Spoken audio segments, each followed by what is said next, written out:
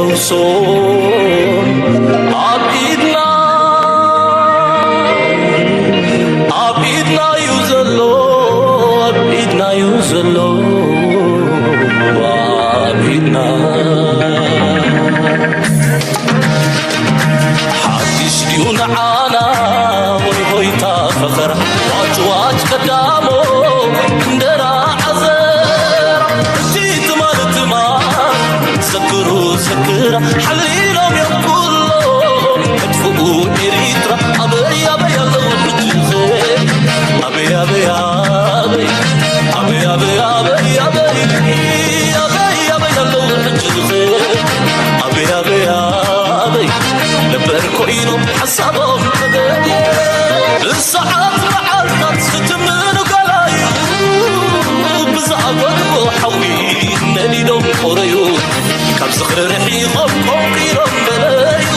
فتواتهم عبيدنا عنديو حيدتهم كنت عرقيرهم غنعسو حيدهم كيبهم حج عليهم نسفرسو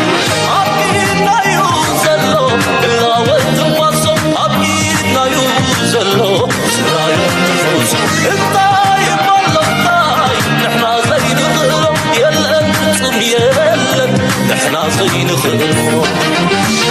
عبيدنا يوزلو ودي يوصلتا بريوز السعر كواجات ويهويتا يبلالو جنا يبلالو مري سكتراي عقلي قريب يوقوه عبيدنا يوزلو إلا وانتواصل عبيدنا يوزلو سرايا نفوسو الطايب والله الطايب نحنا زي نغلو يلا انتم يلا نحنا زي نغلو عبيدنا يوزلو وسنو مأكلو درت حيرك تزبلو كم تزدينا يوم ولا مساقلو أورينا مدر بايتاي تصقر مالو نصنع حسبي سلام تخطاتلتنا الشانل كما تكونوا سنة كتكونوا ناي وتر تمنيتنا بحقنانيو لومون كم وترو أقداسن واناون تحستوتات حزنا لكم متسينا لنا كسامو داتانا إزمدى مسانا كتصنحوا بخبرون عدمكم لايك مقبار شير مقبار ريتوغ من حسابكم عندما قرفنا بلنا أبناء لومي مساتن عميق تحستزلوه بوزح معباليتات أبزوبانا زفتصعو مزلو بدرجة عالم وانكن تنكفكم فتنينا سلازي بزعبا إيرترا بزوحة قداسي منقسقاسات بوغن أمريكا بزوبانا نابي إيرترا ونزتوكوري كنرينا بزوح نقرات كنرينا سلازي مسانا مغطال أيتعمقنا بلنا مجمريا بزناي كوميدي سنتر زخونا خنجمرينا country in the world. Let's go to batteries. Well, we have to go to the Congo and get it from China. But I actually stopped the war with Congo and Rwanda, and they said to me, please, please, we would love you to come and take our minerals, which we'll do. But I stopped the Green New Scam. It's a total scam. እንታይ ብል ነይሩ ሰሚዕኩም ዶ ዶናልድ ትራምፕ ንኣፍሪካ ብፍላይ ኣብቲ ናቱ ካንትሪ ስትራቴጂ ዝበሃል ኣብዚ ናይ ናሽናል ሴኩሪቲ ስትራቴጂ ደውፅኦ ሓደ ካብቶም ናይ ኣፍሪካ ዓብ ፖለቲከኛታት ናይ ኣሜሪካ ኣብቲ ዴስክ ናይ ኣፍሪካ ትሰርሕ ዝነበረ ሄርማን ኮን ዝበሃል ፅሒፉ ነይሩ ኣብ ዘበነ ዶናልድ ትራምፕ ንኣፍሪካ ብሓደ ዓይኒ ጥራይ ዝጥምቶ ንሱ ድማ ከመይ ጌርካ ማዕድናት ናታ ሒዝካ ትኸይድ ካልእ ወላ ሓንቲ ኣብ ኣፍሪካ ዝረአየ የለን ኢሉ እዚ ድማ መርኣያ ናይቲ 30 ገጻት ዘለዎ ናይ ኣሜሪካ ስትራቴጂ ኣብ ዝመጽእ ዘሎ 4 ዓመት ንኣፍሪካ ክንደይ ስከይብዋ ፍርቂ ገጽ ሓንቲ ፍርቂ ገጽ ብዛዕባ ኣፍሪካ ተዛሪቡ ካብ 30 ገጽ ማለት እዩ ብኻልእ ዘራርባ ክንደይ ገጽ ሂቡካ ኣብታ ናሽናል ሴኩሪቲ ስትራቴጂ ምልክት ናቱ ዶናልድ ትራምፕ ንኣፍሪካ ብኸመይ ጥምታ እዩ ዝነግረካ ስለዚ ኣፍሪካ ኣብቲ ናቱ ካላንደር የላን እታ ፍርቂ ገጽ ከማን ኣብ እንታይ ኢሉ ረድኤት ዝበሃል የለን ንግዲ ክንገብርና ንግዲ ዝበሃል ድማ ማዕድናት ናይ ኣፍሪካ ዘቑዑካ ምውሳድ ጥራይ እዩ ስለዚ ኩሉ እቲ ንሪኦ ዘለና ኣብ ናይ ዲኣርሲ ዝገበሮ ምቁራፅ ናይ ተኽሲ ወይ ናይ ሰላም ንሰላም ኢሉ ከም ዘይኮነ እንታይ ዳ ሃብቲ ናይተን ናይ ዲኣርሲ ንክወስድ መፃ በጃኻ መፂኻ ልክ ሓቂ እዩ ዶናልድ ትራምፕ በዚያ ድማ ዝፈትዋ ናይ ሕሱን እዩ ዶናልድ ትራምፕ እንታይ ይብላ ኣሎ መፂኻ ካብ ሩዋንዳ መንጢልካ ናይ ዲኣርሲ ዝበሎ ማለት እዩ ካብቲ ሩዋንዳ ካብ ትወስዶ መፂኻ ንስኻ ውሰዶ ኢልና ካብ ቻይናን ገለ መንጢልና ንክወስዶ ድማ ክንወስዶ ኢና እሱ እውን ግን ድሓን ብከምዚ ኢና ናብቲ ኩነታታት ኢና ይብላ ኣሎ ሰላም ኣብ መንጎ ዲኣርሲን ገለ መለን ተጋጢሙ ይበሃል ነይሩ ለቀነ ሓንታ ዘራቢት ኣርእስላ እዚያ እስከስምዑ ለይ ኣብ ሶሻል ሚድያ እውን ሪኢኹማ ትኾኑ ኢኹም ኣብታ ኣርእስትና ኸያ ተናኸለና መሃሮ ስለ ዝኾነ did a great job ending slavery, which we did. But I don't know if this is just because it helps you become a bestseller, but you add this line, the tyranny of imaginary guilt. You're a Christian theologian, and you're saying we shouldn't feel guilty at all about 3 million Africans being taken out of their homes and moved to across the Atlantic. ኣብዚ ዋን እዚ እንታይ ዝብል ዘረባ መሲልኩም ኣፍሪካውያን ባራዩ ዝነበሩሉ ግዜ ንሕና ጻዕዱ ክንሓዝነሉን ክንጭነቐሉን ወይ እውን ሓላፍነት ክንወስደሉ ኣይግባእን እዩ ምክንያቱ ኣብ ሓጎታትና ዝገበሩ እምበር ንሕና ዝገበርናዮ ኣይኮናን እዩ ዝብል እዚ ሕጂ ክርስቲያን ቴዎሎጂስት ዝበሃል ኢለን ማስክ ከምኡ ዝብል ዘሎ መዓልታዊ እንታይ ዝብል ሸር ገብራሎ ኣፍሪካውያን ጊላታት ኮይኖም ዝመፁ ጻዕዱ ጥራይ ኣይኮናን ገዚእናዮም ኣብ ልዕሊ ኣፍሪካውያን ዝተገበረ ባርነት ጻዕዱ ጥራይ ኣይኮነን ዓረብ ከምኡ ዶ ይገብሩ ካልኦት ዓለማት ጸለምቲ ሲገዙ ነይሮም እንዲዮም ስለዚህ ንምንታይ ንጻዕዱ ጥራይ ብፍሉይ ብጊላነት ንሕተት እዚ ኢላን ማስክ ዝበሃል ሓደ ካብቲ ረሳሕ ኣእምሮ ዘለዎ ምዃኑ ሕጂ ፈሊጠኒ ኣነ ኣብዚ ዋን እዚ ድማ ግልጽ እናኾነ ይመፅእ ዘሎ ሕሉፍ ሓሊፍዎ ኣብ ኣፓርታይድ ዝነበረ ግዜ ኣብ ሳውት ኣፍሪካ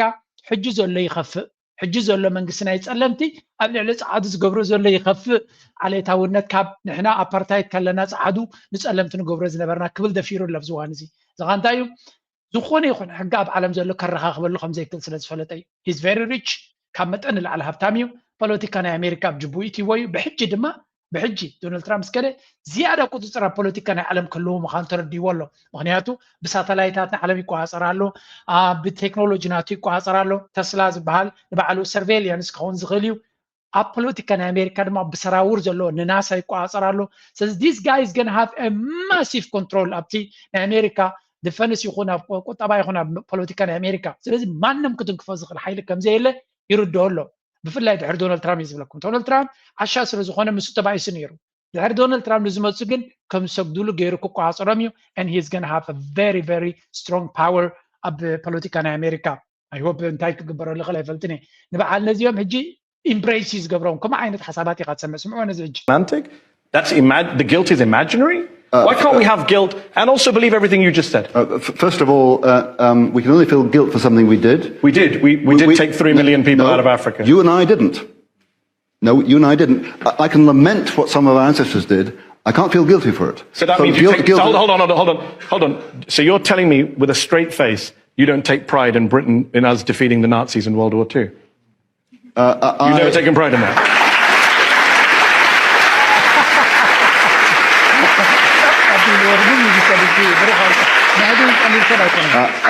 I take pride in it. I admire the fact of what How can you take pride in it? It's not us. Well, no, of course. I can't. Okay, now good day. Look, ከም ጌታቸው ገይርዎ እንታይ ዝብል ዘለዚ ኣብ ሓጎታትና ዝገበርዎ ጊልሃነት ናይ ኣፍሪካውያን ንሕና ኣነ ንስኻነ ንሕተተሉን ኢና ኢልዎ ስለዚ ዝኾነ ይኹን ግልቲ ስምዒት ከልወና የብሉን እዩ ዝብል ዘሎ እሞ ኣብ ሓጎታትካ ኣብ ካልኣይ ኩናት ዓለም ንናዚ ዝሰዓርዎ ኣይኹርዓካን ኢልዎ ንስዳ የኹርዓኒ ባ ለካስ ትፅፅብቑ ትወስዶ ተሓሕማቑ ግን ኣይምልከተንን ይትብል ነዛ ዘረባ እዚኣ ንሱ ይበሎን እምበር ታቐንዲ ክበሃሎ ዝግባ እንታይ እዩ ስለዚ ጀርመናውያን ብዛዕባ ኣብ ልዕሊ ናዚ ኣብ ልዕሊ ኣይሁዳውያን ዝወረደ ዝበሃል ግፍዒ ኣይምልከተናን ኣብ ሓጎታትና እዮም ገይሮሞ ባዕሎም ይፈልጡ እንተዝብሉ ኸ ከምኡ ፍቁዶ እንተድብሉ ንሱ ግድን መበለ ነይሩ ምክንያቱ ኣንፃር ኣይሁድ ኣንፃር እስራኤላውያን ተተዛሪብካ ካብታ ዘላቶ ካንስል ክወስድ ስለ ዝኾነ ስለዚ ኣብ ጸለምቲ ዝገበርካዮ ገበን ሓታትነት የብሉን ኣብ ኣይሁዳውያን ዝገበርካዮ ገበን ጥራይኻ ክትጣዓሰሉ ዘለካ ይቕረታ ክትሓተሉ ዘለካ ገንዘብ ክትከፍለሉ ዘለካ ኩሉ ነገር እናገበርካ ትኸይድ ስለዚ እዚኣ እታ ዘረባ ሓንቲ ነገር ክርዳእና ዘለዎ ድኻ እንድሕሪ ኮይንካ ብዛዕባ ድኻ መን ይግደስ እዩ ሓደ ግዜ ኣነ ኣብዚ ትርር ዝበለ ቋንቋ እንደ ትዛረብ ንነፍስና ክፀርፍ ኢለ ይኮንኩን እንታይ ዳ ነቲ ሓቂ ክንቅበሎ ክንክእል ኣለና መሪር እዩ ግን ክንቅበሎ ኣለና ድኻታት እንድሕሪ ኮይንና ኣፍሪካ ብዛዕባና ዝግደስ ክህሉ ይኮነን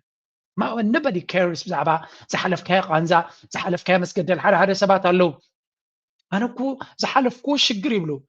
ዝሓለፍካዮ ሽግር መቐረት ማእሲ ዘለዎ ምስ ተዓወትካ ጥራይ መቐረት ዘለዎ ተዲኻ ናብ ኣፍሪካ ዘሎ ሰብ ኣብ ብዙሕ ሽግራት ዘሎ ሰብ ኣሎ ካብቲ ኣነ ሓሊፈዮ ትብሎ ሽግር ዒዝራ ዕፅፍናቱ ሽግር ዘለዎ ሰብ ኣሎ ብዛዕባ እቲ ሽግር ናይቶም ሰባት ግን ዝግደስ የለን ኣብ ዓለም ናትካ ሽግር ኣገዳስን ንፊልምን ንኻልእን ዝኸውን ማእሲ መሲልኩም ምስ ተዓወትኩም ጥራይ እዛ ንነብራ ዘለና ዓለም ድማ ሓደ ዓይነት ዓወት ጥራይ ዘለዎ ብገንዘብ ዓወት ጥራይ ትፈልጥ ብቁጠባ ዓወት ጥራይ ትፈልጥ ሃብታም ተኮይንካ ጥራይ ክትኸብር ድኻ እንድሕሪ ኮይንካ ከም ሃገር ማንም ክብረት ኣይወሃበካን እዩ ኤርትራ እኮ መዓት ታሪክ እዩ ዘለዋ مع الجنات يزلنا بزعبا إيرترا زاربنا يسمعني خا سلمتاي جينا بقطبة أبكر مثل داي مثلا إيرترا بقطبة العالم سمسات وين يزيوم حزب تاريخ يقبل شو شعوي تاريخنا زعجلهم يشلل دبل وزلو مزيوم فيلم تاك صرحوا لي زعبوك زاربيهم نابوخم بس عقل بقطبة كنا عبل لنا زيا بقطبة زبلعنا بخميز زد نقع بقطبة أنت زي عبيقة ترجم يبلو أنت تاريخنا أي قد سولون يوم هنياتو كل تزحلف كايو ناب عود تمسي كاتراي كبرز وهاب زعلمنا بهميات خص كنا عيكونن هلا يكونن جن تزحلف كايو مسجدلات نبزل على براخنا عود تمسي كا دحري تنات كتاريخن كبرتاتن علمنا تخبره انت زي اللي انت زي معبيلكا ولا ون فليز بلا تاريخ هالغا ولا ون اثيوبيان وكو ودا قدام عفاري تفتيرو قلم زولوكو بتنبري كاريس بعدهم اثيوبيان دحري لك قدام يتبرسون تمس دخايا سلازي بغوت باك حساب زي حيالكا زلك نجر ترجم I can't claim the credit for having done that because I didn't. My parents did. I didn't. We as British people take pride. Only indirectly. So why can't we take guilt indirectly? In terms of guilt, بقى يكونن تحققوا ميو هجي كالو لن كان بافريكا بزح نجر دي زقاتم زلو مجمر ياسكي بزاناي أمريكا قبل علي رواندا جيراتو زلاني جمر. 21, Rwanda has had strategic control of its proxy armed group, M23, as well as M23's political wing, the Congo River Alliance, or AFC, and has deployed M23 and the AFC to achieve Rwanda's geopolitical goals in eastern DRC. Kigali has been intimately involved in planning and executing the war in eastern DRC, providing military and political direction to M23 forces and AFC for years now. The Rwandan Defense Force كم تري ولا لهم أمريكا فلوي وكيل أبيو إني زتري وزل لهم مايك بولس زبال ني رواندا شمانا رقحي أبو دايناي DRC ديق زبالة إيدي زلكم نتي إم إسران سلستن زبال عتوق وجلة ناقص قسي دحري أب واشنطن دي سي استفز مفر رامات بول كجامي انت عينت حيل انت بعتني دسمعو زلو يقرم يزلو خاني ناي رواندا مرعي كيني زبالة تبعتي دسمعو زلو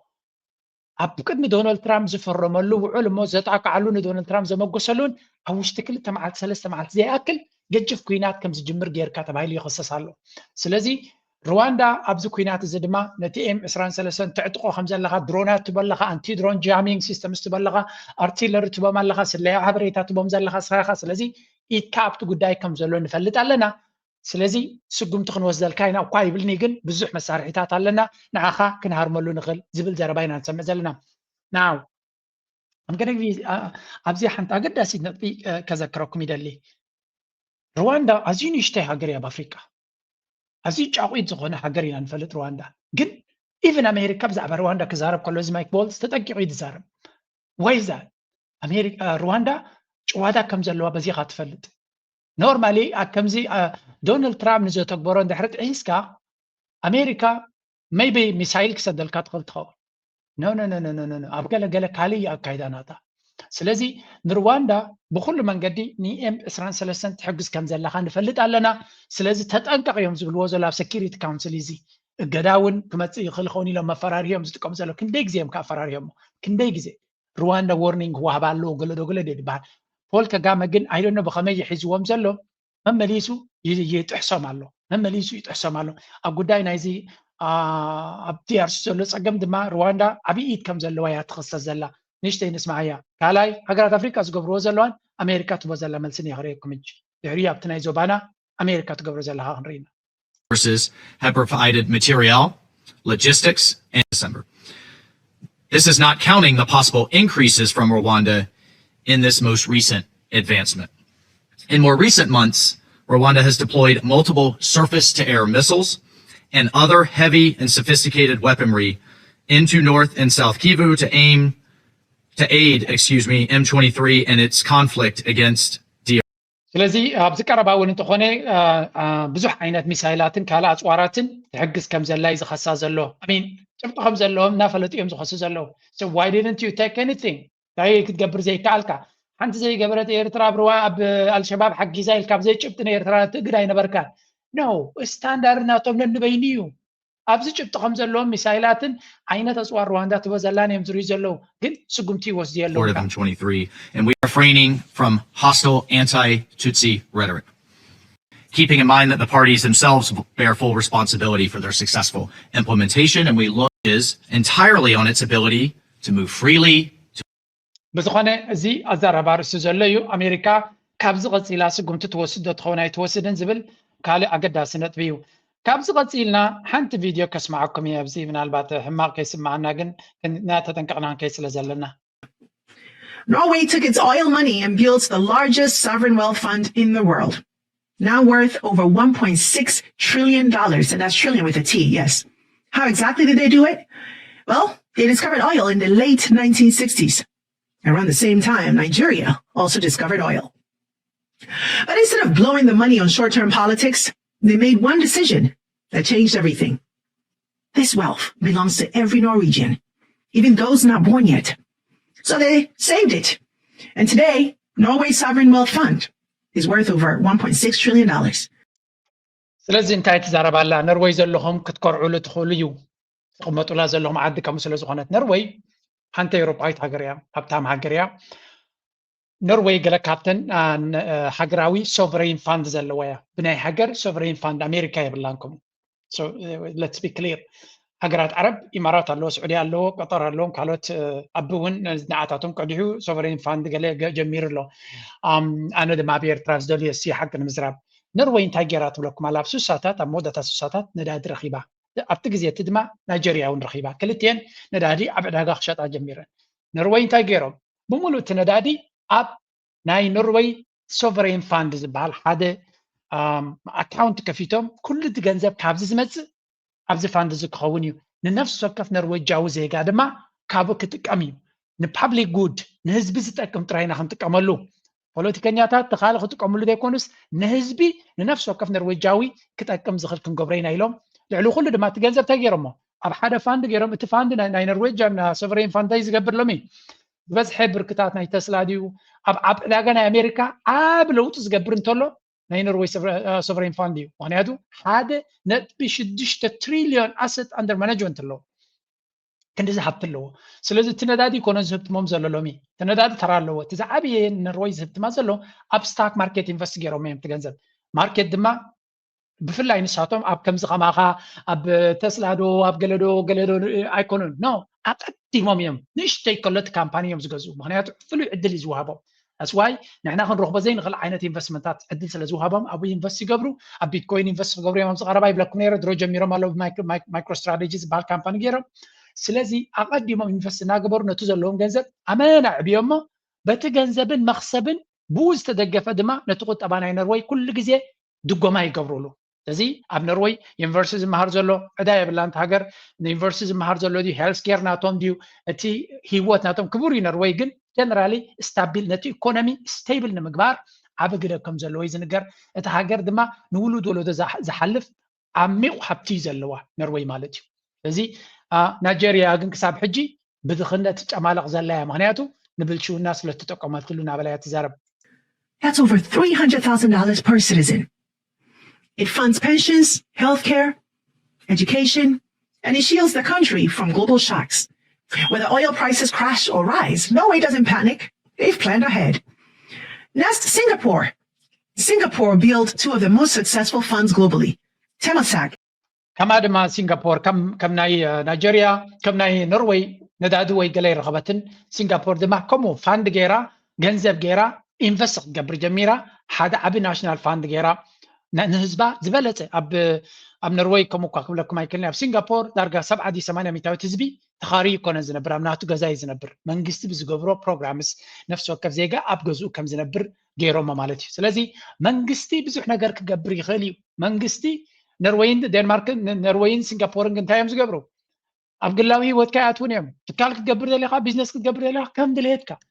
መንግስቲ ግን ነቲ ዘለዎ ሃብቲ ተጠቂሙ ነቲ ታሕተዋይ ደረጃ ፅላት ናይ ሕብረተሰብ ትሕተ ቅርፂ ኢንፍራስትራክቸር ዓብ ግደ ከም ዝገብር እዮም ዝነግሩና ዘለው ካብዚኣቶም ክንመሃር ድማ ንደሊ ኣይ ሆፕ ሓደ መዓልቲ ንሕና ብዛዕባና ክንዛረብ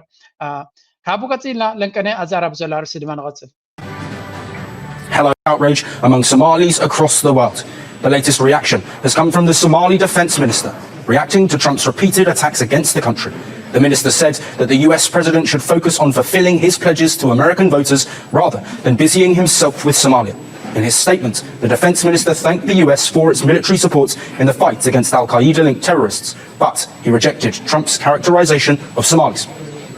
The Somalis reacted. كم تريو ዘለኹም ካብ ሶማልያ ዝኾነ መልሲ ብደይ ምምፅኡ ተቆጢዐኒ ነይረ ሚኒስትር ምክልኻል ናይ ሶማልያ ቀደም ድማ ሚኒስትር ግጃ ተወፃኢ ዝነበረ ፕሬዚደንት ናይ ዶናልድ ትራምፕ ንፖለቲካዊ አጀንዳ ኸይልካ ብሶማል ገንሸል ኣይትግበሮም ተደሊኻ ኪድ ብጉዳይ ናይ ፖለቲካ ጌርካ ክትምረፅ ፈትን ሰኢልካ ኣብ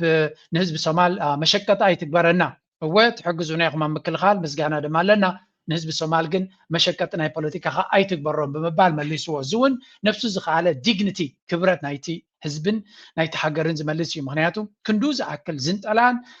ጭፍጨፋ እናገበረካ ከሎ ስቕ ምባል እውን ክብረት የብሉን ሶማላውያን ንሕና ለመንቲ ይኮናን ጓሓፍ ኣይኮናን ኣብ ፅርግያ እናተቃተልና ንኸይድ ሰባት ኣይኮናን ፃዕራማትን ንሂወትና ንክንቅይር እንፍትን ህዝብን ኢና ስለዚ መሸቀጣ ኣይትግበረና ብምባል መልሲ ሂብሎ ናይ ሶማልያ ሚኒስትር ምክልኻል which is important ማለት on Tuesday. He was speaking at a rally in Pennsylvania. እዚ ከምዚ ኢሉ ከሎ ናይ ናይጄሪያ ድማ ንስማዕ that you must be very careful with when you are having your international collaborations. Because by the time you begin signing MOUs with sovereign states, every sovereign state has its own interests and they pursue their interests. ድሕሪ ናይ ኬንያ መራሒ ናይ ጥዕና ዲኤንኤ ሓበሬታ ናይ ኬንያውያን ናብ ኣሜሪካ ብምሻጡ ዊልያም ሩቶ ክኽሰስ ድሕሪ ምቕናዩ ሕጂ ድማ ናይ ናይጄሪያ ቲኑቡ ፕሬዚደንት ድማ ናይ ብሙሉ እቲ ናይ ፐርሰናል ዴታ ናይቲ ሃገር ናብ ፈረንሳ ሸይጥዎ ይበሃል ኣሎ ኣሚን ውርደት ናይ ኣፍሪካ መወዳእታ የብሉን ኢሎም ኩላቶም እዮም ዝሓዝንሉ ዘለው ስለምንታይ እዩ ግን ከምዚ ዓይነት ሃብቲ ናይቲ ሃገር ኣብ ዝኾነ ግዜ ብዘይ ናይ ህዝቢ ምውካስ ብከምዚ መንገዲ ክሸጥዎ ዝፍትኑ ዘለው ዝሕዝን እዩ እዚ ከዓ ብልሽውና ደረጃ ምስ ዝሓልፍ ኣከምዚ ደረጃ ይደውድቐካ መራሕቲ ብዛዕባ ሃገሮም ዘይሓስቡ ግዝያዊ ዝረኽብዎ ረብሓታት ጥራይ ክጥምቱ ከለው ዘጋጥም እዩ እዚ ከዓ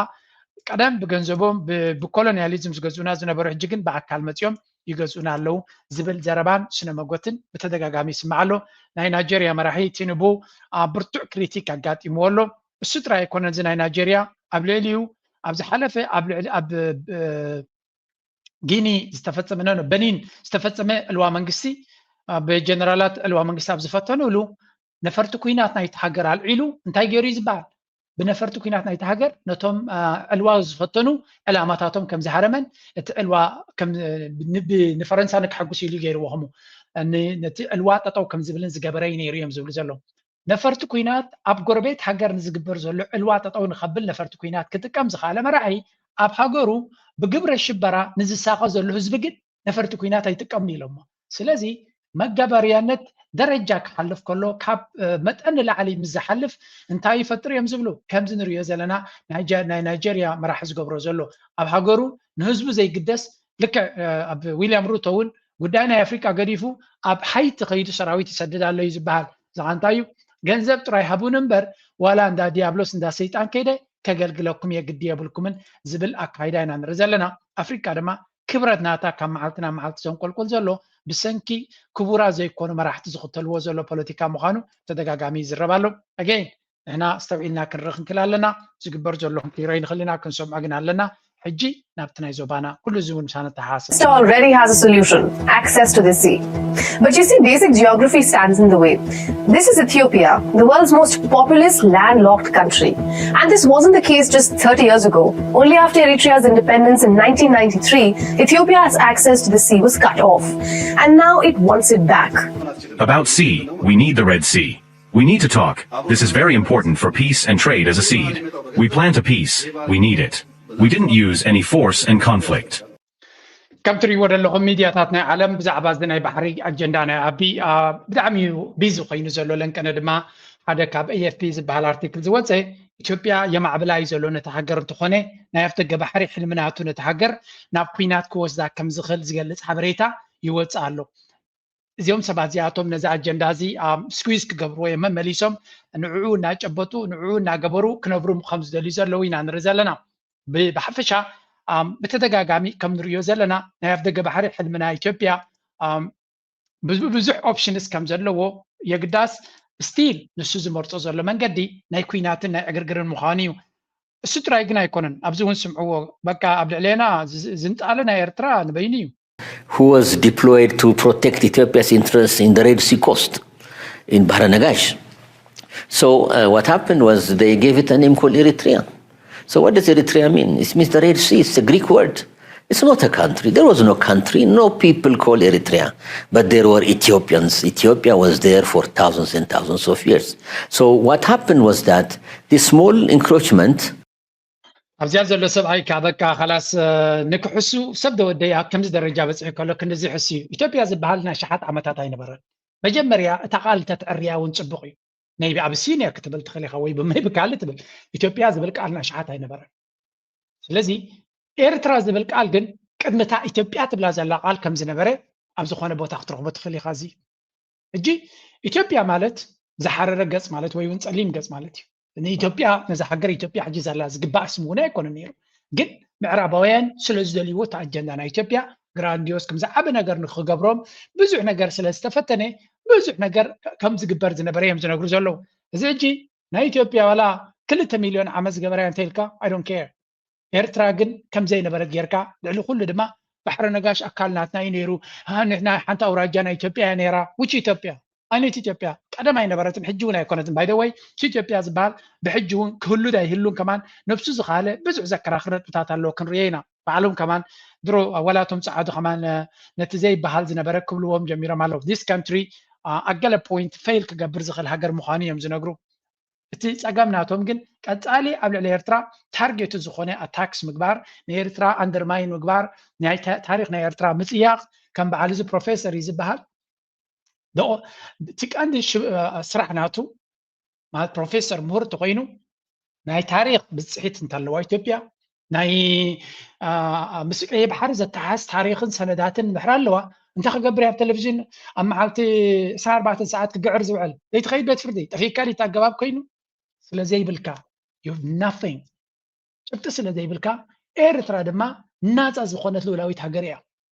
بس إيرترا حنساب انتي كبلنا يقنق مستوسن غزي إيرترا وين أحواتنا يوم مسؤمينا كنسرح زلنا غنزب كو خطرو بتخوليكم مساهم كنقدو كون خلينا جبت بليونات ركبالا جبت هبا دحان حكي بريزنت سياس أبقى بوينتسي دحان أفتح الله نجبتها بود ولو نايز يوم جنزبنا بانا 5 مسألة زقة بس أي مثلا وهنا يوم نعنا كفلو ده يكونس تمال حاجة تانية تبي نيرترا كو قريب ببعض ديو حسب كو سديز ده اللي بينجر كانت كفلنا أنا تخاف أنت تدخل نسبة هذه تخافله تاخذ قبري خنا أنا منين تبلنا بسوماليا نابن تبزا انترفيو تايزبل نسوماليا كو سلامانا خطركب عبد بوتان قبر زلنا هنا سلامنا سوماليا تبعث لنا هذا بسوماليا تزرار كافته جبهر وسد ننك بقى تركن إمارات حزم ميم طاف دقة بحري أبي إيرترا كوزلة لن حسب ناس عايزول بس ناس عايزول إيرترا بين يزلا 3 مليون أنتم بس بالكالكوليشنز اللي زقبر زلوا كوي I hope President says كابزا ما جشازي حدا قد أسديل غير النغمة because we cannot handle النايزياتهم تجاب نقوم شتن كرب شنايد النية by the way بزعبا ما جشوز بالوزن اللي خاصم fear of changing horn. When a leader who has avoided foreign travel for years suddenly begins hopping between Cairo, Port Sudan, and Riyadh, it signals not confidence, but anxiety. President Isaias Afwerki's recent diplomatic marathon is less a demonstration of renewed relevance and more an unmistakable sign that Eritrea is feeling squeezed by shifting regional currents from Ethiopia's renewed maritime push to the fragmentation of Sudan and the changing architecture of Red Sea security. His travel reflects a state reacting to events it cannot control, attempting to insert itself before the regional order evolves without it. A ferry of physics. انتاي زبل زربا كاباتهم كوتس نسمع لنا مسيلكم إيرترا ماراتون دبلوماسي تكبر زلا بزنز حلفا وارحسي كافرهن ጭንቀትን استبقسيو يبللو تጭንቀታ ውሽጦም ስለ ዘሎ ይልወኮ ፕሬዝደንት ሳስ አብሮሶም ዘሎ ጭንቀት ፕሮጀክት ክገብሩልና እዮም ዘሊ ዘሎ I don't see ናይ አንዛይቲ ምልክት ኣብዚ ቀዳማይ ነገር እንታይ እዮም ዝብሉና ነይሮም ትፈልጡ እንዲኹም ናይ ኤርትራ ፕሬዝደንት ዕልዋ ክግበረሉ ይኽእል ካብ ኩርሲ ክእል ይብልዎ ነይሮም ካብ ኩርሲ ክህለ ዝፈርህ መራሒ 4 መዓልቲ ወይ 5 መዓልቲ ኣይገይሽን أبي أحمد يكون راشق جيش كلنا توم كان يسترطرون أبكال كيدي الوام يزغيد بعد فرز لزلوا سلازي أبتعد زلوا كنتات فرز لو مرحكم زي كونن رلنا كالاي إيرترا سكور أدحر سكور نت بيها تهرم دلا بدبلوماسي أبي أحمد زقبر زل عند رادما إيرترا by the way أب سوشيال ميديا أب ناتي كيف تغو أفليت أم زلوا زاسل تريوال لهم من تريوال لهم أبزي ኣምባሳደር ዑስማን ሳልሕን ና ሚኒስትር ግዜያት ወፃኢ ኣቶ ዑስማን ሳልሕን ኣምባሳደር ናይ ኤርትራ ብስዑድያ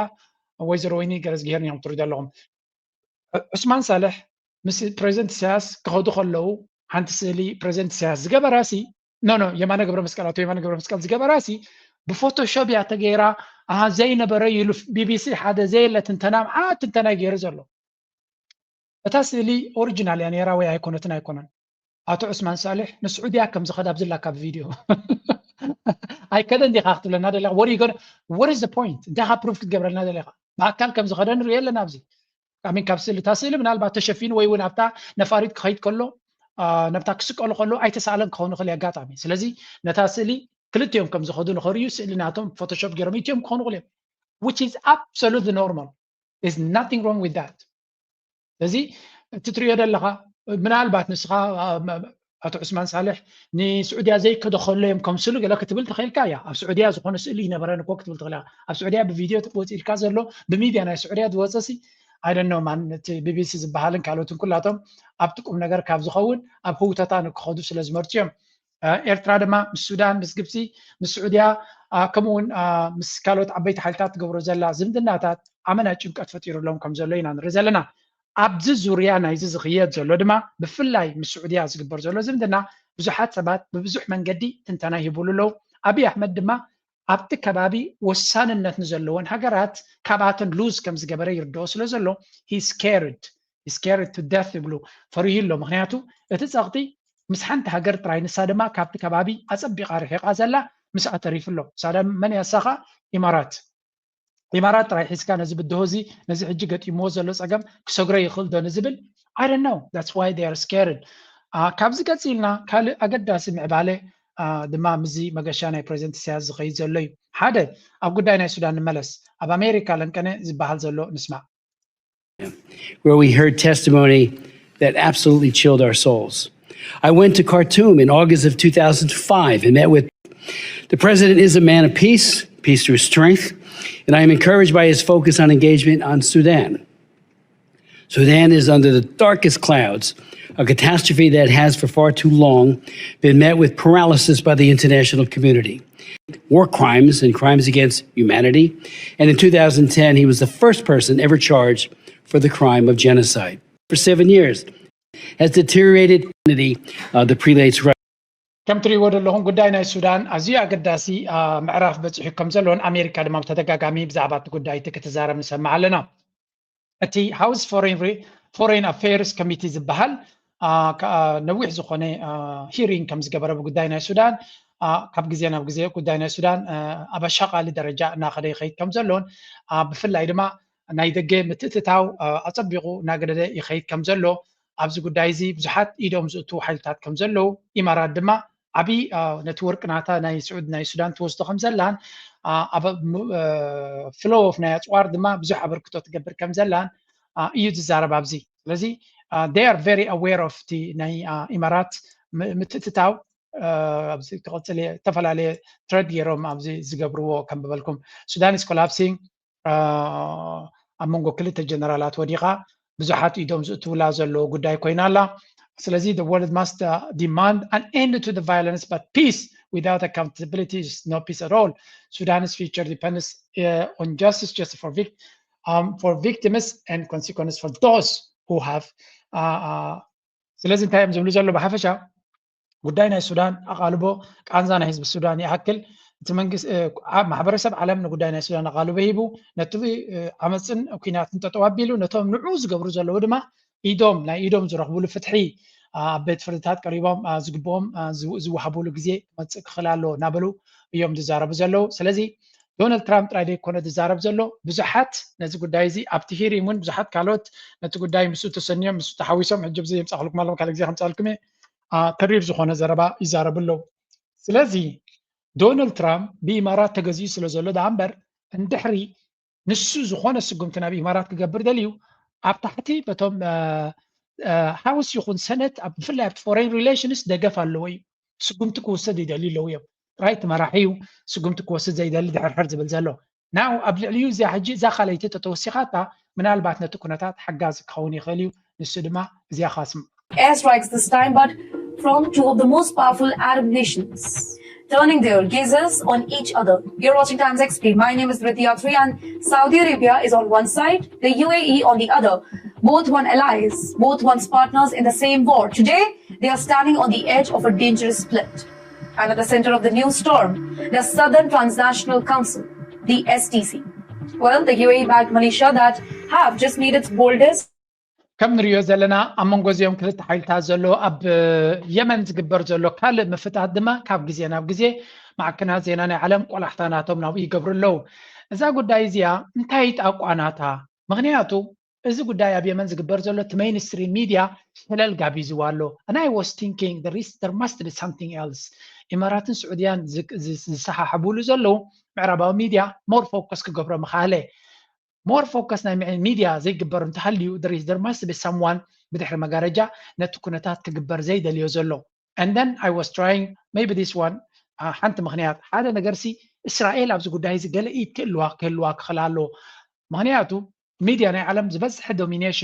domination زلو إسرائيليا يزاربون يوم يزاربون ميدياتات بفلا معربا ميديا بزعب حدا رس كنا من تايك الزاربية نربحنا إسرائيل أقدر سنة الله نر إسرائيل زربحت خوينو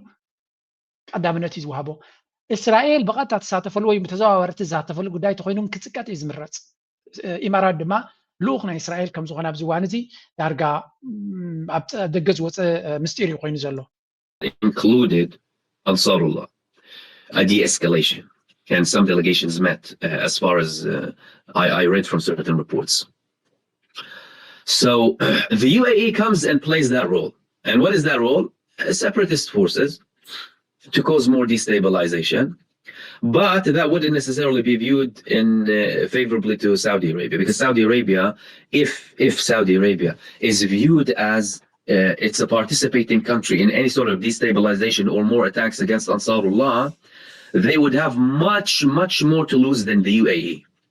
Like there were, minimal attacks against. انتايو زبهال زلو زي قداي ناي يمن كماليسكا خطريو خلها أب قداينا يمن زوم أنصر الله زبال ويحوتي نسرائيل مسقزة قيدهم يحرموهم زنبرة ذكر ويهم نسعودي أدما أمريكا بتوانتي قبل ما سنكتب سأطيرهم لهم سعودي أدما أي واز عنني أنا مغنياتو أنصر الله ثم حوتي نعيون كهرمونو قليهم أنا خابتكم يزلخو سلازي إيدي تولوني يب مبال أبيا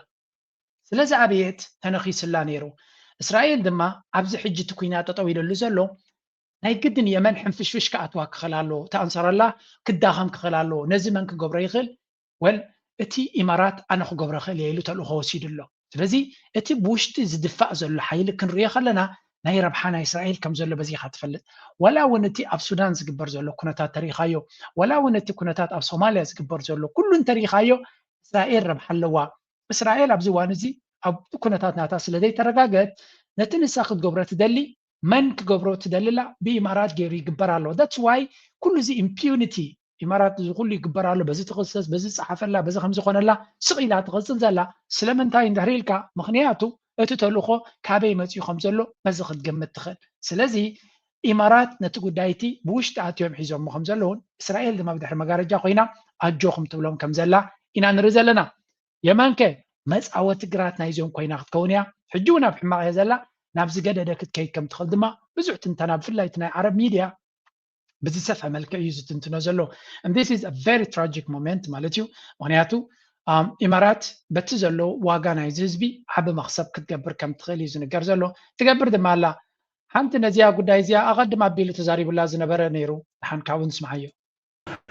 من يتوم كان دقفتي لزمو قتلهم فدرالهم بروسبريتي إسرائيل قطر حدا قطر هدت إمارات فرنسا سالسيتي أمريكا رابعيتي زين انتن كند اللو ايلاند بلاد اللو أبزوان زي انتايو ربحاتاتهم زم حيل ترزيعاتهم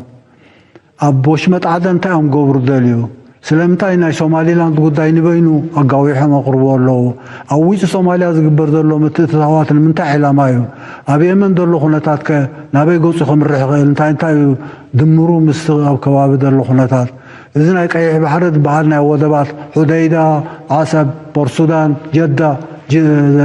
سويس نمتاي زغلو دمس دالو ناي بحق كاو ناي إمارات الربحان تايو إمارات الربحان ناي بين أنتاي تقبرون لنا ومسيا قال معلتو رايود زرولو قدايا دالو بعلتق على لغن ناي سودان كونتات كريون دحر كوينا اب كونتكست اب مقانوتنا كريوم انتي او وشت خمزا مسلو كونتات زي معبل زلو كونتات تفتح بقليل كمص زغبو زنبره سلامتاي تناوحي غزيو سلامتاي مملسو تحلالخ زلو سلامتاي يو ان اب زيد ليو قداياتاتو سلامتاي لومي ناي سودان طميت للي خالق طميتات مجمريا خوينو اب زغونه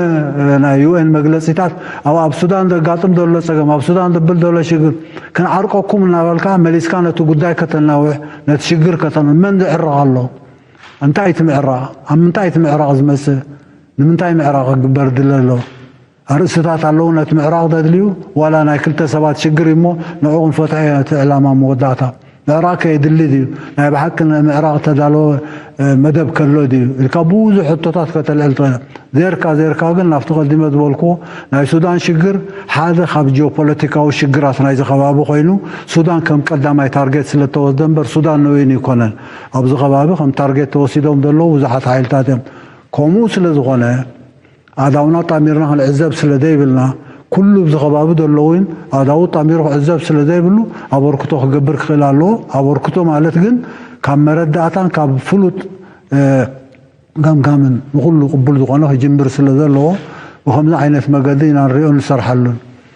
ካልኦት ገፋሕቲ ርእስታት ከተረር ትኽእላ ናይ ሱዳን ሽግር ግን ጉዳይ እዚኣ ኤርትራ ኣብዚ ናይ ቀርኒ ኣፍሪካ ትገብሮ ዘላ ዝኾነ ይኹን ኣካይዳ ካብ ምንታይ ዝብገስ እንድሕር ኢሎምካ ኤግዛክትሊ ካብዚ እያ ትብገስ ካብዚ ስለ ዝብገስ እቲ መንግስቲ ኣብቲ ቀርኒ ኣፍሪካ ወይ እውን ብዓብዩ ምስቲ ናይ ቀይ ባሕሪ ኩነታት እውን ንጡፍ ዝኾነ ዲፕሎማሲ ዘካይድ ዘሎ ኣብዚ ቦታ እዚ ብዙሕ ዕላማታት ተሃንዲሱ ከም ዘሎ መቸም ፕሬዚደንት ኢሳያስ ነቲ ኩነታት ናይ ጂኦፖለቲካ ኣናበባ ናቱ ጃነ ከመጉሶ ወይ ገለ ዘድሊ ይመስለኒ ሂ ሪሊ አንደርስታንድስ ዞስ ቲንግስ እዚ ነገር እዚ ልዕሊ ማንም ሰባት ኣቐዲምካ ናይ ምንባብ ክእለት ኣለዎ and I really hope ነዚ ነገር እዚ ናብቲ ዝመፅእ ወለዶታት ተሰጋጊርዎ ኩሉ ብዙሕ መፅሓፍቲ እውን ክፅሓፈሉ ዝግባእ ክፅሕፍ እንተዝኽእል ነይሩ ወይ ክፅሓፍ ምስ ኮይኑ ዝከኣል ነይሩ ናይ ብሓቂ ኣገዳሲ ምኾነ he really has a lot of experience ኣብዚ ዓውዲ እዚ ዲቤት እውን ዘድልዮ ኣይኮነን ስለዚ ኤርትራ ተካይዶ ዘላ ሓደ ዓብይ ንተራ ህዝቢ ክረኣዮ ዘይከኣለ ብድሆ ፀገም ስለ ዘሎ እዩ ኤርትራ ድማ ምስ ካልኦት እውን ስለትራኸብ ረብሓታት ናይቶም ካልኦት ሓይልታት ይረኣያ ስለ ዘሎ እቲ ኣጀንዳታት ናቶም እውን ይረኣያ ስለ ዘሎ እቲ ኣካይዳ በብዙሕ መንገዲ ንጡፍ ዝኾነ ምንቅስቃሳት ትገብር ኣላ but again we have to be very careful ኣብዚ ግዜ እዚ እቲ መንግስቲ ዝገብሮ ዘሎ ኣስተውዒልካ ምርኣይ ሃገር ናበይ ትኸይድ ኣላ ኣስተውዒልካ ምርኣይ ኣገዳሲ እዩ ቁንጭል ዝበለ ሓበሬታ ወሲድና እዚ ናይ ኣቢ ኣብቲ ገባሕር ዘሎ ቁዶ ጎለዶ ዝበሃል ዘሎ ንሱ ንበይኑ ወሲድካ ተረጋጊእካ ትኸደሉ ይኮነን ካልኣይ ካብዚ ከይወፃና ከለና ሓደ ዓብይ ኣርእስቲ ይዘውር ኣሎ ንሱ ድማ let's start with UN ሂብዎ ዘሎ ጉዳይ ንጀምር ከነተሓዞ ስለ ዝኾንና ኢትዮጵያ ንስምምዕነት ውዕል ኣልጀርስ ከኽብራ ፃውዒ ተቕሪቦምሎም ኣብ መበል 25 ዓመት ዝኽሪ ውዕል ዶብ ከኽብራ ፃውዒ ተቕሪበሎም አንቶኒዮ ጉተሬዝ ክልቲአን ጎረባብቲ ቀርኒ ኣፍሪቃ ኣብ ስምምዕነት ኣልጀርስ ዝተቐመጠ ራእይ ነባሪ ሰላምን ምኽባር ላዕላውነትን ግዛእታዊ ሓድነትን ንምኽባር ዳግማይ ቃል ከኣትዋ ተላብዩ ዋና ጸሓፊ ሕብራት ሃገራት ኤርትራን ኢትዮጵያን ነቲ ቅድሚ 25 ዓመታት ኣብ መንጎ ክልቲአን ሃገራት ቀርኒ ኣፍሪቃ ዝነበረ ተጻብኦም ብወግዒ ዘብቅዐ ስምምዕነት ንምኽባር ዳግማይ ቃል ከኣትዋ ተሓሳሲቦም ወሃብ ቃል ዋና ጸሓፊ ሕብራት ሃገራት አንቶኒዮ ጉተሬዝ ዝኾነ ስቴፈን ዱጅሪክ ኣብ ዘውፅኦ መግለፂ ሎሚ መበል 25 ዓመት ናይቲ ኣብ መንጎ ኤርትራን ኢትዮጵያን ዝነበረ ዶባዊ ግጭት ብወግዒ ዘብቅዐን ኣብ መንጎ ክልቲአን ሃገራት ሰላማዊ ዝምድና ንምፍጣር ወሳኒ ማዕቀፍን ዝሰርዐን ፍሉይ ውዕል ሰላም ዝኽሪ ስምምዕነት ኣልጀርስ ኢሎም እቲ ውዕል ናይ ሓባር ዶብ ንምሕንፃት ዝሕግዙ ኣገባባት ንምፍጣር ከም ዘገልገለ ዘመልከተት መግለፂ ብደገፍ ማሕበረሰብ ዓለም ንመሰረታዊ መትከላትን ላዕላውነትን ግዛእታዊ ሓድነትን ንክልቲአን ሃገራት ደጊሙ ከም ዘረጋግፀ እውን ገሊፆሎም ኣብዚ ኣገዳሲ ምዕራፍ ዋና ጸሓፊ ሕብራት ሃገራት ንውዕል ኣልጀርስ ዝገበሮ ጽኑዕ ደገፍ ድማ ደጊሙ ገሊፆሎ ኢሎም ቅድሚ 7 ዓመት መራሕቲ ክልቲአን ሃገራት ብሓበራዊ ኣዋጅ ንሰላም ዘለዎም ተወፋይነት ተሐዲሶም እዚ ድማ ምስክር ሓይሊ ዘተን ምትሕባርን እዩ ኢልዎም ኣብዚ ዳግማይ ተሓዲሱ ዘሎ ወጥሪ ጉተሬዝ ኤርትራን ኢትዮጵያን ነቲ ኣብ ስምምዕነት ኣልጀርስ ዝተሰነየ ራእይ ነባሪ ሰላም ንምኽባር ላዕላውነትን ግዛእታዊ ሓድነትን ዳግማይ ቃል ከኣትዋን ሰናይ ጉርብትናዊ ዝምድና ንምህናፅ ዝግበር ጻዕርታት ከሒላን ተሓሳሲቦም እቲ ሓላፊ ሕብራት እዚ ከም ንሪኦ ፀናሕና አንቶኒዮ ጉተሬዝ ቅድሚ ነዚ መግለፂ መሃቡ ከም ትሪእዎ ዘለኹም ኣብ ስዑድያ ድሕሪ ፕሬዚደንት ኢሳያስ ምስ ወራስ ዓራት ናይ ስዑድያ መሐመድ ቢን ሰልማን ተራኺቡ ከም ዝነበረ ኢና ንርኢ ፕሬዚደንት ኢሳያስ ምስ ተራኸቡ ድሕሪኡ ዝተገበረ ነይሩ እዚ ስለዚ there was a very well coordinated ኩነታት ይካየድ ከም ዝነበረ ኢና ንርኢ ዘለና እሱ ጥራይ ግን ኣይኮነ እዚ ነገር እዚ ብብዙሕ መንገዲ ኦርጋናይዝ ዝኾነ ነገር ምዃኑ ምክንያቱ ኤውሮፓዊ ሕብረት ዩኬ ቱርኪ ፈረንሳ ኩለን ሃገራት ካናዳ እንታይ ይብላ ኣለዋ ውዕል አልጀርስ ክትግበር ኣለዎ ፃውዒት ይገብራ ኣለዋ ስለዚ እቲ ዝግበር ዘሎ ፃውዒት ንአብይ አሕመድ ኩሎም ዞም ነዝናትና ናይ ኣፍደገ ባሕሪ ኣምቢሽናትና ብዲፕሎማሲ ንድገፍ ኣለና ብዓለም ንድገፍ ኣለና go to hell you're a liar حسوتن لغبط እናንተ ደይ ኮይኑ የለን ከም ትሪዎ ደለኹም ኣብዚ ኤርትራ ኢትዮጵያ statement by the spokesperson of the anniversary እዚ በተደጋጋሚ ንሪዮ ዘለና ኢና ኣብዚ እውን ናይ ዩሮፒያን ዩኒየን ነይሩ ቀፂሉ ናይ ንኩሉ ክንትንክፈው ኣይንኽእልን ኣብዚ በብሓደ ከረየኩም እዚ ናይ ዩኬ government ዝገበሮ እዩ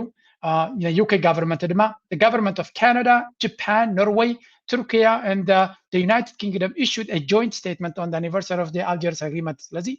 በበል 15 ዓመትናቱ ሰለስተ እዘን 4-5 ሃገራት በሓደ ኮይነን today marks 25 years of signing of the Algiers agreement which brought an end to the conflict between Ethiopia and Eritrea. So we affirm our long-lasting support for the agreement and the principles it upholds. ስለዚህ ንሕና ኩለን ዘን 5 ሃገራት ማለት እዩ ነቲ ውዕል አልጀርስ ዝተፈረመሉ ነቲ መትከላትናቱን ክህሉ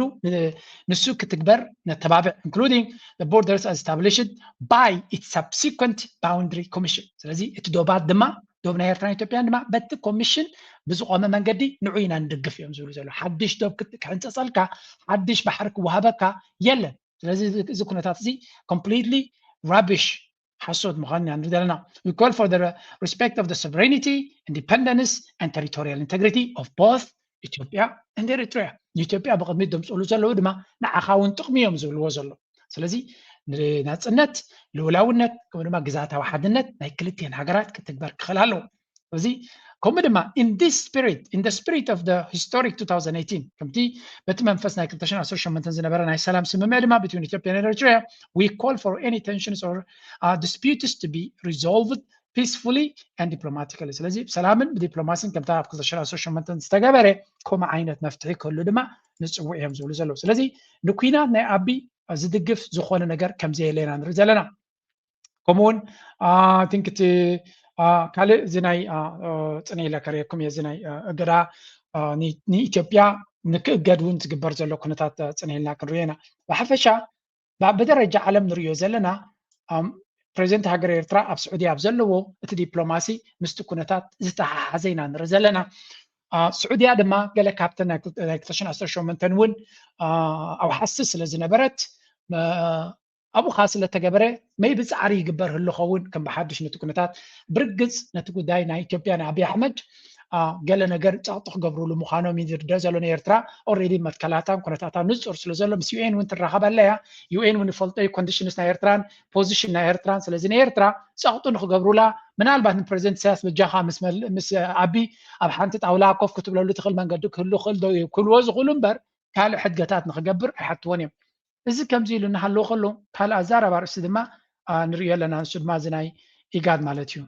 አስመራ ከቢድ ውሳነ ተመሓላሊፈሎም ርእሰ ከተማ ኤርትራ አስመራ ሎም መዓልቲ ንብዙሓት ዘዘራረበ ሰበር ዜና ኣይተሰሚዑ ዘሎም መንግስቲ ኤርትራ ምናልባት እውን ኣብ ቀረባ እዋን ኩናት ኩላዕ ከም ዝኽእል ዘመላኽት እዩ ዝተባሃለ ውሳነ ኣሕሊፈሎም ሚኒስትሪ ጉዳያት ወፃኢ ሃገር ሎሚ ኣብ ዘርግሑ ጋዜጣዊ መግለፂ እቲ ውድብ ዝተዋሃቦም ሕጋዊ ሓላፍነት ኣይፈፀመን ብምባል ካብ ዞባዊ ጥምረት ኢጋድ ኣባልነት ኤርትራ ከም ዘለዓለ ፍሊጦሎም እታ ንነዊሕ ዓመታት ኣባልነታ ካብ ኢጋድ ስሒባ ዝነበረት ኣብ ሰነ 2023 ናብቲ ውድብ ከም ዝተመለሰት ይዝከር እዩ ኤርትራ ኣብ ሰነ 2023 ኣባልነታ ዝሕደሰትሉ ምክንያት እቲ ውድብ ክፅገን ንሕሉፍ ጌጋታቱ ክእርምን ንዝቐረበሉ ምሕፅንታ ኤርትራ እዝኒ ክህብ እዩ ካብ ዝብል ከም ንሪኦ ዘለና ኣብ መንጎ ኢጋድን ኤርትራን ዝካየድ ዘሎ ኩነታት ብፅቡቅ ስእሊ ክንሕዞ ዝበለፀ ኮይኑ ይስማዓኒ ኢጋድ መግለፂ ኣውፅኡ ነይሩ ኣብቲ ዘውፅኦ መግለፂ ድማ ካብ ጅቡቲ ኮይኑ ፕሬዚደንትነት ናይ ኢጋድ ጅቡቲ ዘለዋ intergovernmental authority on the development of IGAD has a blah blah ናይ ኤርትራ ካብቲ ውድብ ከም ዝሰሓበት ኦፊሻል መግለፂ መፂና ኣሎ IGAD recalls that Eritrea had self-suspended IGAD ከም መዘኻኸሪ ኤርትራ ነፍሳ كابت كنتات ون كابت ودبون كتساتف هاي سنتين بفلاي نزحل في أسرع عمتات نفسها كابوسيات دحر من برا أما بلاسر تربعته سميت ناتنا دما held in June أب أسرع سنة تمليسا إرترا 5 ساعات فتي زدقر زلو كمون ولا ون كاب جون أسرع سنة IGAD notice with regret that Eritrea has not participated in IGAD meetings إرترا درو ولا ون أب أسرع سنة تمليسا تبلت أبتي ناي IGAD أخيباتات تساتف كم زي نبرت يوزن الجرزلو حجون انتخونه IGAD كاب تقول إرترا كاب IGAD موسع بتعمي حما كم سسمعو يوزن الجرزلو decision to withdraw as was taken without the submission of a tangible proposal or engagement on specific institutional policy reforms. إرترا زخونه يكون لوطن خجبر ويون حدش proposal كي جبرت ناتا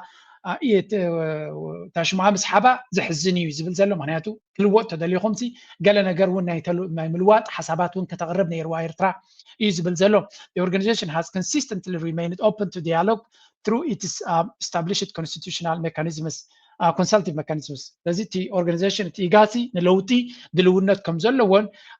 إرترا دما نتزلوا أولنت زي حقوست تكبارات نتلو نملواتو كتساتف نيروا زبليو درو خمان أب حدا فلوي وعلى إن emergency وعلى executive نتزلوا كنتات نمرأي نتزلوا بالدهوتات challenge نمقبار discussions جميرنا على نازبل أبين يرومي إرترا مسوس قديم discussion تجمروا نعوزر إيه كم سألتات على السوشيال ميديا أو تيوم كم زنبرو ويزن الجرزلو إيجاد بزح زاربي بزحات إثيوبيان أنكوا عكاوز أهم بقدر مسنتاي أب محبر كينكم مسرح تفلتو كينكم زبل زربا إنان رزلنا بزحات إرترا كتوز أي دبعاني نيرو مغنياتو كاكم زعنت محبرات موسى نيرترا يقعد أمبر أي تقمانيو أبو خين كيخان لو تكتسعر زلكا زبر يتنيرو جن حفشا إرترا أكتيف لونا وتساتف هاي نبرتن كريا خلوغانه ندحري actively دي تساتف كوينا بتزقبرو زلو كنتات دما زحزن ندحرو كوينو دن تقليل كاكاو ملايو نفسو زخالي ستيتمنتيو إرترا دما بزي إيقاد تقودي أمبر أي تتغمتن أبزون سمعوه. Why do you want to make a man? Take for example the look at Eritrea. They call her the bad boy of the East. We call it the bad boy of the East. Eritrea has had a diplomatic relation with our country that is very good. President Moi. Correct. Look, we are your brothers and we're your friends. Why do you want to make an enemy out of us? But because Eritrea has a war with Ethiopia, an issue that has gone to the international court and determined by the international court, which is actually said that Ethiopia is illegally occupying Eritrean land. They are the aggressors. They are the aggressors. We keep on calling the Eritreans terrorist supporters. Yeah, my goodness. Eritrea ترغبكو. كم زعينت بعالزي أبير كابونا كينياوي فرح معلميو إثيوبيا نيرترا قبلوا لاو مريت إثيوبيا إيرترا كوفي لا خلا بيجينا كوميشن دوف قديفة أبوش مريت إيرترا كوفي لا خلا نيرترا قباتي تحجر بمبالتي إيجاد إيرترا نخت قد جيرو مالتي سلازي كله تنجر إيجاد تاريخه قبل الإيرترا كله زي حماق مسكوني نيرو حجيجن أبز حجي أنصار إيرترا فلوي نجار سلز جبرت رايده كونس حلاف النتو سلز زنجة إيرترا وسي عيلة إيفانة السودما أبسلوت الحكيم إيرترا إنجاج جرا نتنجار كتك يرو فتينا هذا دحر لكمني I don't know أي فلوت كون إيرترا زخونة نجار نتن مغيار زجبرتو تبغى سنة يردو أي فلوت كون أي مثلا نجن أنا نزرعه سلزي إيرترا أبون إنجاجمنت ناتا كعيل نتزخل تبغى نيرو جن كمناتي مدام نمتاك رخلهم إيرترا أنا زريهم مالتي حسرتنا دبلومات سالنا إيرترا وحدنا دبلوماسي لنا ناي دبلوماتس ثم ناتنا بوليتيكاويان فيجرز نريهم وحداتهم ثم أبي بزعز ويزلو أمين أثرت جزء أبزي كنتات أبزي دبلوماسي بريزنت سياسي نانري عثمان صالح نانري كموني مانا قبرابي نانري لذي زوم زبازياتهم سباتهم they just have limited time and energy زلهم جزين كنتاتن دروتيو لذي they cannot do everything بزمت أنا زتراي أبتعتيهم أخول استاف على دي يلن أين ريون نزل لنا زوم بدجزلنا مع برسب على مونا يريون يزل إذا أبوش تزل إيرترا يفلتقوني جن دجزلو كرو خلو دبلوماتنا إيرترا تي فريم منسترنا إيرترا أنت عينت عقمل له وين بزحل له ومدحريلك تسب زريو أزيو وحديو سلزي إيرترا نتي فريم منسترنا هنا بتعمي كنا هبتمو بزح السب بزح المنسيات ولا ونجيب زينا بريزنت سياسنا بسعودية أخي يدلو زينا بري أنا كل جزء حسبه منسيات مسوقينا من تكونتات كم مهروك خلوا له ስለምንታይ ክልተ ሰለስተ ዝእመኑ መንእሰያት ኣብኡ ከይዶም ነዚ ኩነታት ክመሃርዎ ዘይክእሉ መን ክምህሮም ፅባሕ ንጎሆ ነዚ ኣለዋ ትፅሕፍ ኣለኹም ኣለዋ እቲ ሃገር ኣይትገደስ ትብሉን ኣለኹም ከምቲ ናትኩም ሓሳብን ዘረባን ይግበረልና እየ ዝብላኒ ግን ከም ፕሬዚደንት ኢሳያስ ናይ 50ታት ተመክሮ ዘሎ 50 ዓመታት ናይ ፖለቲካ ተመክሮ ዘሎ ሰብ ምስ ንዑ ሓደ 10 ዝኾነ ደድሕሪት ራይቲ ደድሕሪ ዝጎዩ ክህልውና ኣሎ ምክንያቱ they have to learn እዚ ነገር እዚ ካብ ዜሮ ዝመፅእ ኣይኮነን you need to develop experience ስለዚ ኣብኡ ክፍተታት ኣለና ምክንያቱ ኣብ ዝኩሉ ነገራት ኣብ ውሕዳት ሰባት ወዲቑ ዘሎ ብኸመይ ናብ ብዙሓት ሰባት ክንዝርግሖ ንኽእል እቲ መንግስቲ ዝያዳ ኣባው ተኪሩ እንድትሰርሕ ደስ ምበለኒ ሕጂ ናብቲ ኣገዳሲ If you've been following the Ukraine war, you have probably felt this. Everyone is talking about peace, but the war keeps getting bigger. The US says it has a plan. Zelensky says the people should decide. Trump says World War III is around the corner. And NATO says Europe needs to prepare for war. So what exactly is going on? Is the war coming to a halt? Or is there going to be a new war? Here's what's happening right now. The United States has a proposal. ብሓፈሻ ከም ትሪእዎ ዘለኹም ዶናልድ ትራምፕ ሳልሳይ ኩናት ዓለም ይመፅእ ኣሎ እዩ ዝብል ዘሎ ብዙሓት ካልኦት ድማ ሳልሳይ ኩናት ዓለም ጀሚሩስ ነዊሕ ገይሩ ኸ ይብሉ ሳቶም ምክንያቱ እንሪኦ ዘለና ኩነታት ሳልሳይ ኩናት ዓለም የለን ኢልና ክንዛረበሉ ንኽእል ኩነታት የለን እዮም ዝብሉ ምክንያቱ ብየማንን ፀጋምን ኣሜሪካን ራሽያን ንነዊሕ እዋን ኣብ ውግእ ኣለዋ ብመንገዲ ዩክሬን ማለት እዩ ኮላ ኤውሮጳን ኔቶን ወሲኽካ ስለዚ ነቲ ዘሎ ኩነታት ድዩ ናብ ዝገደደ ደረጃ ክኸይድ እዩ ዝብለና ዘሎ ወይስ ካልእ ንሕና ዘይንፈልጦ ካብኡ ዝገደደ ኩናት ክመፅእ ስለ ዝደሊ ዘሎ እዩ ብሓፈሻ ኣብ መንጎ ኩናት ናይ ዩክሬን ጠጠው ንምባል ዶናልድ ትራምፕ ኩሉ ዓይነት ትሪክስ ይፍትን ዘሎ ምፍርራህ ይፍትን ኣሎ ሰላም ይፍትን ኣሎ ዝምድናታት ይፍትን ኣሎ ሽርክነታት ምስ መሓዙትን ምስ ፀላእትን ምስ ፑቲን ምስ ቻይና ምስ I don't know he's trying everything and nothing seems to be working እዚ ብዙሕ ነገር ይፍትን ኣሎ ዝሰርሕ ነገር ድማ ኣይተራእየን ክሳብ ሕጂ so what is the next step እንታይ ክግበር ዘሎ ዶናልድ ትራምፕ ሓድሽ ፕላን ኣምፂኡሎ ይዝበሃል ዘሎ what is this plan Pitching a free economic zone in Ukraine's Donbas region. Now what does that mean? Think of it as a buffer zone. Donbas is the eastern part of Ukraine. 80% of it is under Russian control. The US says Kiev should completely withdraw from it. Leave Donbas. ከም ትሪእዎ ዘለኹም ሕጂ ድማ ነቲ ኣብዚ ዶንባስ ዝበሃል ፍሪ ኢኮኖሚክ ዞን ዝበሃል ኮይኑ ተሪፉ ድማ እቲ ፍሪ ናብ ኣሜሪካ ክተርፍ ኣለዎ ዝመስል ዓይነት ሓሳብ እዩ ዝቐርብ ዘሎ ዩክሬን መቸም ብኤውሮጳ እናተደፋፍኡ ነቲ ናይ ዶናልድ ትራምፕ ፕላን ክቕበልዎ ከም ዘይደለዩን ሓድሽ ፕላን ሂቦም ከም ዘለውን ሕጂ ድማ ነቲ ሓድሽ ፕላን ዩክሬን ዝሃብዎ ምስቲ ናይ ኣሜሪካ ዝበልዎ ተሓዋዊሱ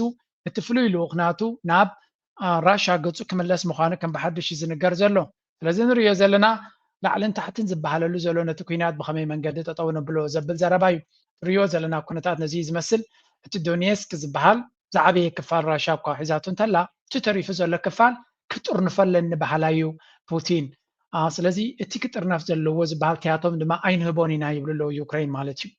ምክንያቱ ንዓና ንስትራቴጂካዊ ኣካይዳናትና ሓደጋ ክኾነና ስለዝኽእል ዝብል ዘረባ እዩ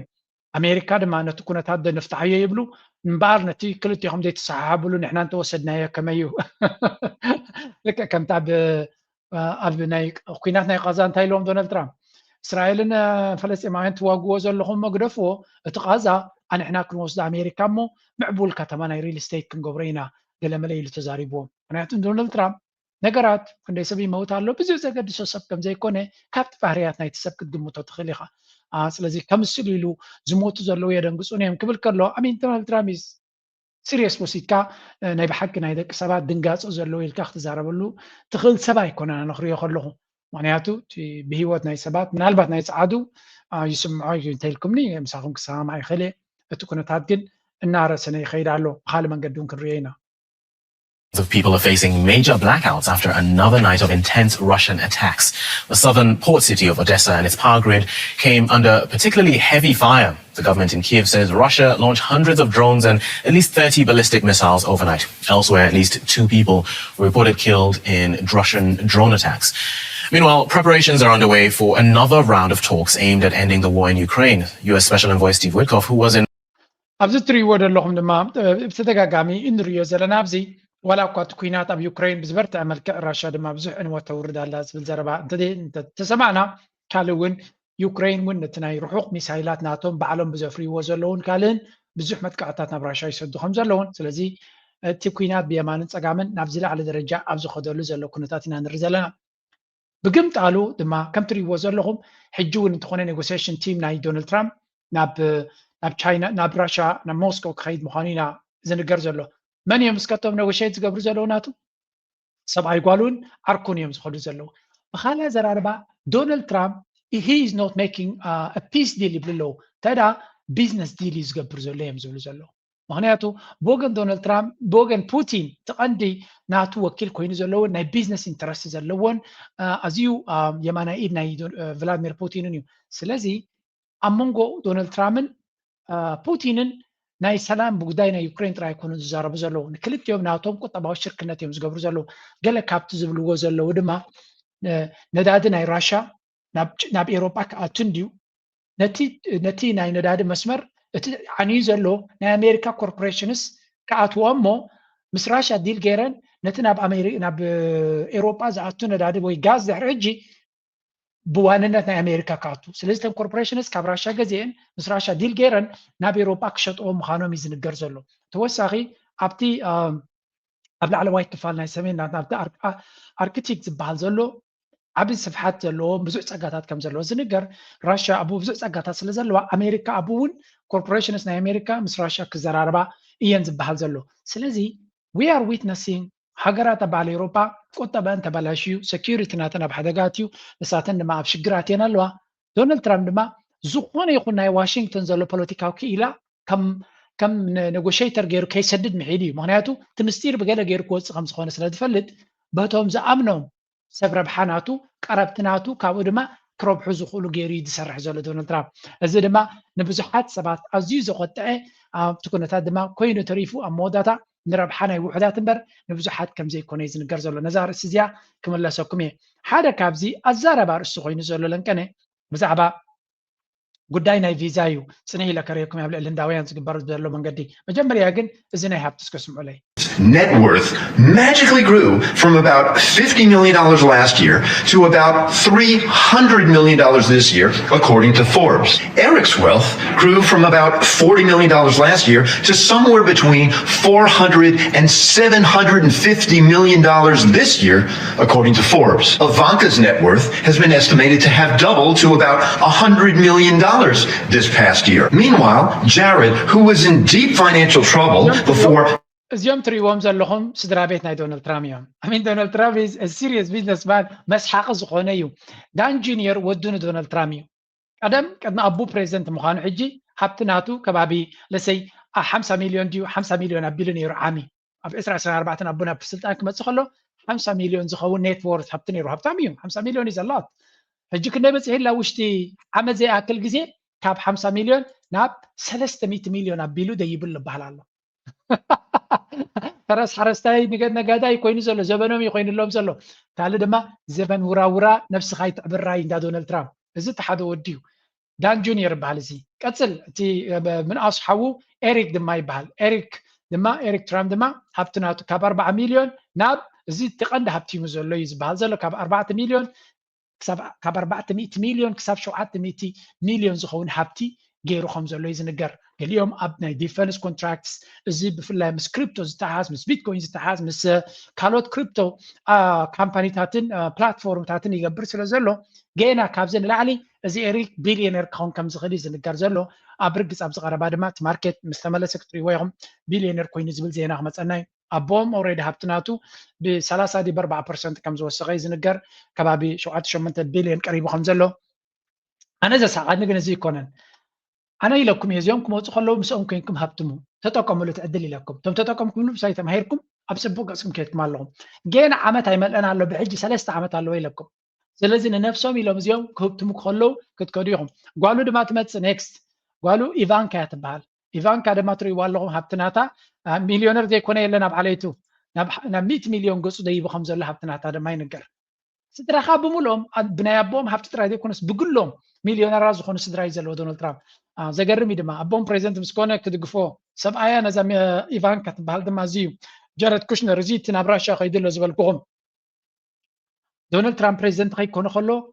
كامباني ناتو بعدا نا بانكرابسي كاتو كم زغلي نغر نيرو ابو اكتشن 16 حمو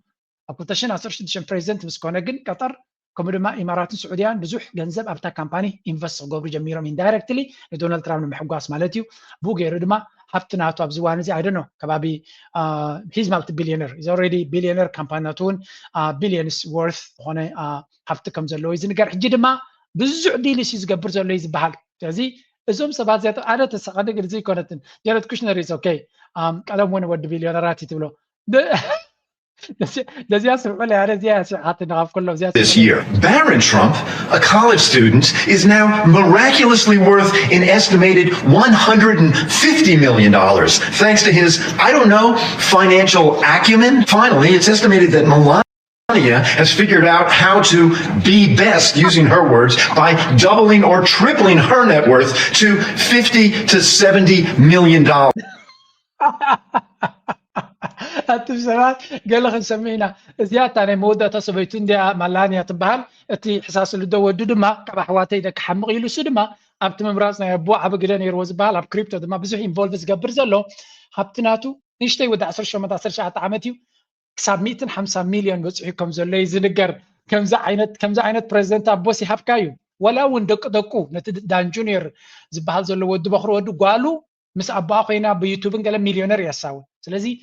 ናብ ደቁ ሃብ ሚሊዮነራት በቃ ትገንዘብ ሱቅ ኢሉ ዝኸይድ ዘሎ ዶናልድ ትራምፕ ሜክ አሜሪካ ግሬት ማጋ ኢሉ መፅዩ ሜክ እንዳ ዶናልድ ትራምፕ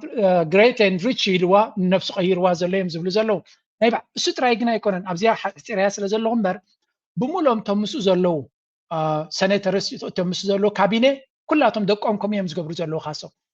ኣብ ካልእ ግዜ ከምፃልኩም እየ ዘገርም ቪድዮታት እዩ ዝወፅእ ዘሎ ስለዚ ሰበይቱ ድማ ንባዕላ واب زمن براورا نفس خايت عبر خايلا ساميلانيا دما حبتناتا كاب 50 كساب 7 مليون ناي 7 حبتناتا يكون مالدي نسا دما بقديا بنفسها ناب 5 مليون زبط نفس 7 مليون زبط اغيرالا مصحف حتيمات شيطالا كريبتونات اللوا ميلانيا زبال هذا كوين الو تشاينا مخنبل تريوم زلهم زوم غزا زوم سدرا بيت حبتنا حبتيهم كوينوم ማለት ከም ዚኦም ይሃበና ክትብል ከቢድ ይብዋጋ ናይ ሃገር ስለ ዝኾነ ግን እዚ ንሪኦ ዘለና ኩነታት ናይ ብሓቂ ዘገርም እዩ ኢንቨስት ግበሩ ንብለኩም ዘለና ድማ እዚኦም ንነብሶም ክብሉ ብዙሕ ነገር ክገብሩ እዮም ሕጂ እውን ብፍላይ ኣብቲ ንሶም ኢንቨስት ዝገብርሉ ዘሎ ስታክ ማርኬት ን ክሪፕቶ ኢንቨስት ተጌርኩም then you can benefit from that ምክንያቱ ምኒን ምባል ዘምፃልና ለውጢ ስለ ዘይብሉ ሕጂ ሓንቲ ኣብዚኣ ተገርመኒ ናብ ህንዲ ንኸይድ Interviews have been delayed, the travel is on hold and trust Donald Trump to sow confusion. He keeps talking about retaining foreign talent, but right now he's harassing them. Thousands of H-1B applicants, Indian applicants, are stuck in a limbo. Their interviews have been delayed, their travel is on hold, and Donald Trump ህንዳውያን ብኩሉ ነገር እዩ ዝሓርሞም ዘሎ መጀመርያ ህንዳውያን ማዓት ህንዳውያን ሰራሕተኛታት ኮይኖም ኣብ ኣሜሪካ ዝሰርሑ ዝነበሩ ቪዛ ናቶም ተጠው ከብሎም ምዃኑን ክሕድስዎ እንተኮይኖም ድማ ሶሻል ሚድያ ናትኩም ብምሉ ክንፍትሾ ኢና ዝኾነ ዶናልድ ትራምፕ ወይ ንኣሜሪካ ዝፀርፍ ተለዎ ኣይተኣትውን ኢኹም ስለዚ ዌልካም ቱ the land of free and the land of brave ናበሉ ዝዛረብዎ የለን ንኣሜሪካ ዝነቅፍ ዘበለ ቪዛ ይወሃቦን እዮም ዝብሉ ዘለዉ ኣነ እኳ ንስራሖም ኢሎም ዝኸዱ ስለዝኾኑ መሳኪን ናይ ብሓቂ ሽግር ፈጢሩሎም ዘሎ ነቲ ህዝቢ ህንዲ ጥራይ ዘይኮነሲ ኣብ ልዕሊ ህንዳውያን ብዙሕ ፅልኢ ዘሎ ኣብ ፀለምቲ ጥራይ ኮነ ፅልኢ ዘሎ ዶናልድ ትራምፕ ስለዚ ነዞም ህንዳውያን ድከቶም የፅጊብዎም ዘሎ ካብኡ ዝገደደ ግን ነቲ መንግስቲ ህንዲ ከንታይ ገብረሎ ዝስምዑ ግርም ኢልና Pakistan Spotify rapped is out, their top song ሓደ ግዜስ እንታይ ይብል ነይራነ እዚኣ ኣሜሪካ ኣብ ዘበነ ጆ ባይደን ምስኦም ክትከውን ስለትፍትን እዛ ጓል እዚኣ ማለት እዚ ኣብ ሚድያ እዚ በቃ ኣሜሪካ መሻርክትና ንቻይና ክንቅርቅራይና ቻይና ትወድቃላ ፑቲን እውን ኣይዋፅዑን እዩ ገለ ኢሎም ሓፍኮፍ ይብሉ ነይሮም እዮም ኣሜሪካ ገበል ኮይና ትቕይር ኣቢላ ለንከነ እንታይ ገይሩለስከ ነታ ቀንዲ መቀናቅንቶም ናቶም ንህንዲ ቀንዲ መቀናቅንቶም ፓኪስታን እያ ንፓኪስታን 686 ሚልዮን ገንዘብ ንምንታይ ነተን ኤፍ16 ዝበሃላ ነፈርቲ ኩናት መፀገኒ ሂብዎም ኣለዉ ስለምንታይ ከምኡ ገይሮማ ናይ ራሽያ ቭላድሚር ፑቲን ናብ ህንዲ ከይዱ ምስኦም ዲል ክገብር ስለ ዝረኣይዎ ብቁጥዐ ንፓኪስታን ክንሕግዝ ኢና ይብሉ ኣለዉ ስለዚ ንህንዲ ትገብራ ዘላ ንበይኒ እዩ ህንዳውያን ድማ ናይ ብሓቂ ብኣሜሪካ ዝወርዶም ዘሎ መቕፃዕቲ ክፃወሩ ኣብ ዘይክእሉ ደረጃ ኮይኖም ኣለዉ ከም ትሪእዎን ዘለኹም ህንዲ ብዙሕ ግዜ ኣሜሪካ ኣቕሪባ ንክትቀብራ ንቻይና ንምቕርቃር ድማ ንህንዲ ብዙሕ ሓለፋታትን ቴክኖሎጂን ክትባ ትሓስብ ነይራ ህንዲ ግን ኣብ ቻይና ኣሜሪካ ግን ኣብ ቻይና ስለ ዝተምሃሩ ደጊሞም ፍፁም ምስኦም ከይነግዱ ይደልዩን እዮም ኩሉ እዚ እናተገብረ ከሎ ቻይና ከንታይ ትገብር ኣላ ናይ መወዳእታ ንዓርየ ክሕልፈኩም ቢካዝ ዓለም ኩላ ኣብዚኣ በፅዋርን ብውግን ትርበሽ ቻይና ኸ ይረይዎ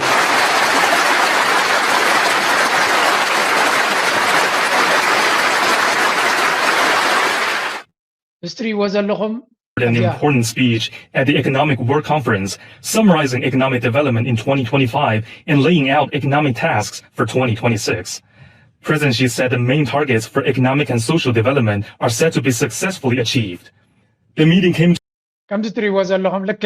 ورح أسر تغلته ناي مودتا معلتات نعسر عسران شدشتن تمت زلا عمت كمي غيرنا دومينيت نقبرا China ديمقراسي كونن China بايتو يبلون زبلغا what are these people كم زي اتوم بلانز قبريلن امريكا نفنزويلا كهرمي نرشا خداخمي نيران كسبته ها خمس قبري بكويناتن ورا كويناتن بلان تقبر زياتهم دما قطبا ناي عالم كمي غيرنا دومينيت نقبرو look at these people all they care is بتاع قطبا عالمنا بقول ني China بقطبا خمي غيرنا حيال نقبرا I wish أبنفس وقف عمت أبي إيرترا كم زيلو منجست إيرترا كفيلو نعمتا نتاتبت زلا عمت كمي غيرنا دومينيت نقبرا كمي غيرنا حزبنا صقاتاتنا نابزن دياسبورا زلهم نزا حجر كتحجزوا تدلهم بزن مصو زين عدلات كفيتنا لكم علنا زين دما حجز قبرو ابزا بركتو ان تبهلنا دجزلنا وش زلنا نتوما جنبار زلو بزن حجزوا منجس إيرترا سنترال أما منجو خينو نزنا جرز خجبر أنا ناتي حسابك بريزنت سياس أبزو وانزي أبكو طبعا كتكر بزو حيت بيني خامس زلنا أبينا جيوبوليتيكا وكوناتاتن ناي كوناتن ورا كوناتن أبتعتيو حدا برايم مينستر كوينو ناي كو طبعا ترايزا ألن تزنا برجن أبا حجز مخوني نتشاينا كموديل تتكامو لا يزبلانه نتكامل لا ونياتو تشاينا بريزنت شي أبتعتيو ليش يانز بحالة بريمير بس أبا كو طبعا ترايزا قد سبالو ناي بوليتيكا زي قدسو جيوبوليتيكا دي قدسو we need that kind of leadership, kind of structure, organizational structure اللي هجي نابنا يزوبنا كملسنا ሽምቅ ውጊያ ዓመታትን ረፍት ነሱን ሲሉ ፊልድ ማርሻል ብርሃኑ ጁላ ገለጹ። በአማራ ክልል የሚደረገው ውጊያ ሲቀጥል የፋኖ ኃይሎች ወደ ከተማ በመግባት ጥቃት መክፈታቸውን አሳውቋል። የእጅ ሰጡንና እጅ ስጡን ፕሮፓጋንዳው እንደዚሁም የድሮን ድብደባዎችም እንደቀጠሉ ናቸው። በአማራ ክልል የተለያዩ ወረዳዎች ላይ አመራሮች እየተገኙ ስብሰባዎችን እንዲያከናውኑና ማህበረሰቡ በፋኖ ኃይሎች ላይ እጅ እንዲሰጡ ግፊት እንዲያደርግ የሚቀርበው ቅስቀሳም እንዲሁ ተጠናክሯል። ከዚህ ጎን ለጎን ደግሞ كم نريد لنا أمونغو فانون أمحران زقبور زلو كينات نو أمونغو أمحران ويون فانون بلتقنان جنرالاتون زقبور زلو كينات ممليسي قدسل كم زلون كم تريو أبي أحمد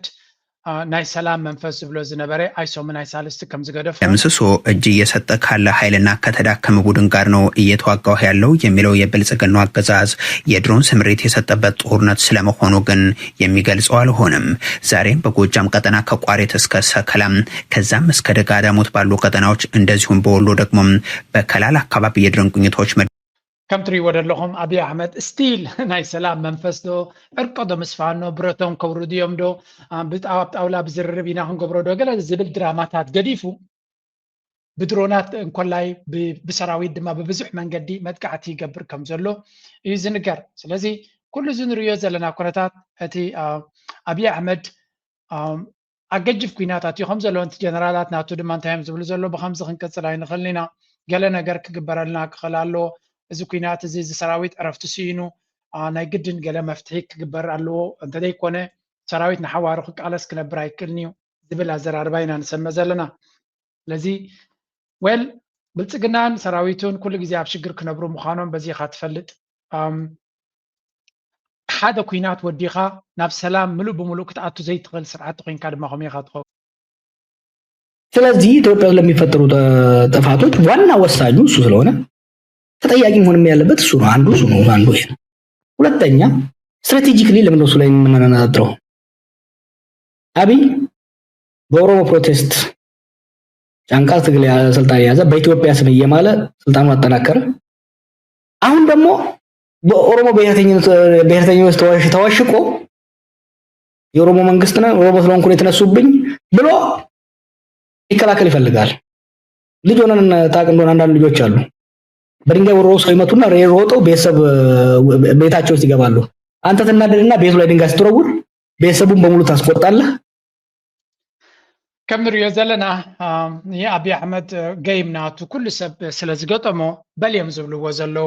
بفلاي بعد الجوار يكونوا تم كالوت إليت بزح نجار يوم دي إكسبوز قبرو وزلو إكسبوز ما مقلاص نايز سبزين أبنت أبنا في سلطان كما سقولو ቃልሲ ናይ ህዝቢ ኦሮሞ መንእሰያት ናይ ኦሮሞ ከምኡ ናይ ኣምሓራ ክልቲኦም ቃልሲ መፅዩ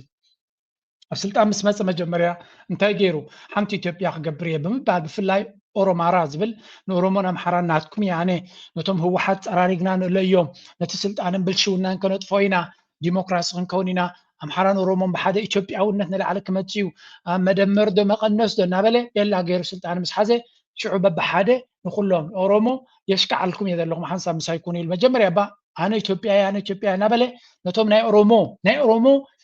መንግስቲና እንደሊ ዝብሉ ዝነበሩ በዓል ጀዋር ይኹን ካልኦት ኩሎም ኣፅሪዎም ማለት እዩ ኢትዮጵያ የለ ነዞም ፀረ ኢትዮጵያ ዝኾኑ ኦሮሞ ኣክቲቪስትስ በልዎም ንሳቶም ኢትዮጵያ ይፈትውን እዮም ብምባል ንገሊኦም ቀቲሉ በዓልቲ ደረፋይ ነዚ በዓል እዚ ድማ ኣሳዲዱን ኣሲሩን ማለት እዩ ንካልኦት ኢሊት ድማ ባሪሩ ሽዑ እታ ናይ ኢትዮጵያ ትበሃል ጌም ናቱ ድማ ንክሳብ ንህወሓት ዝሃርም ተጠቂምላ ንህወሓት ምስ ሃረመን ምስ ኣዳኸመን ብናቱ ኣገባብ ደን ኔክስት ስቴፕ ኣምሓራ እዩ ነይሩ ኣምሓራ ድሮብቲ ኩናት ናይ ትግራይ እውን ስለተዳኸመ ንኣምሓራ ዓፀቢቕካ ድማ ፓራላይዝ ግበሮ ብዝብል ንኦሮሞ ሕጂ ተንስእ ጉዳይካ እዩ ሕጂ ንኣምሓራ ግዜኻ እዩ ዝኩሉ ተፀበኻዮ ጨፍጭፎም ኣምሓራ ሓጊዞምካ ንትግራይ ኣዳኺሞም ኢልካዮም ንዓነ ኣምሓራ ድማ ኣዳኽሞም ኢሉ ሕጂ ድማ ንኦሮሞ ተመሊሱ ይመፁን ኣለዉ ክቐትሉና ንዑ ሕጂ ተኸላኸሉለይ ይብሎም ኣሎ ኣብ መንጎ ናይዚኦም ህዝቢ ዘሎ ፀገማት ዝነብር መራሒ ምዃኑ ድማ ነቲ ኩነታት ናቱ ኤክስፖዝ ይገብርዎ ኣሎ ወል እቲ ህዝቢ ነቲ ኩነታት ርዩ ዘድሊ ስጉምቲ ክገብረሉ ዘለዎ ንዓይ ዝመልከት እዩ በዓል ጀዋር ድማ ብዙሕ ዝኾነ ብዙሕ ዘረባን ብዙሕ ጎስጓስን ይገብሩ ኣለዉ ነቲ ሓቀኛ ምስሊ ናይቲ ኩነታት ናቱ ንከም ዝንፀባረቕ ክገብሩ ናብ ካልእ ወገን ተሪኻ እቲ ኩናትን ወረ ኩናትን ናቶም ብብዙሕ መንገዲ ዝውረ ዘሎ ብፍላይ ናብ ትግራይ ገፁ ዝበሃል ዘሎ ዘረባ ማለት እዩ ናሉ ኩነታት ብደንቢ ተንርዳእ እቲ ሓደጋ መንግስቲ ኢትዮጵያ ኣብ ልዕሊ ትግራይ ከብፅሖ ዝሓስብ ዘሎ ሓደጋ ብደንቢ ተተረዳእናዮ መፍትሒ እውን ክነምፅእ እንተኮይና ክንከላኸሎ እውን እንተኮይና ክንምክቶ እውን እንተኮይና ሓደጋ ብዝግባእ ክንርድኦ ክንክእል ኣለና መጀመርያ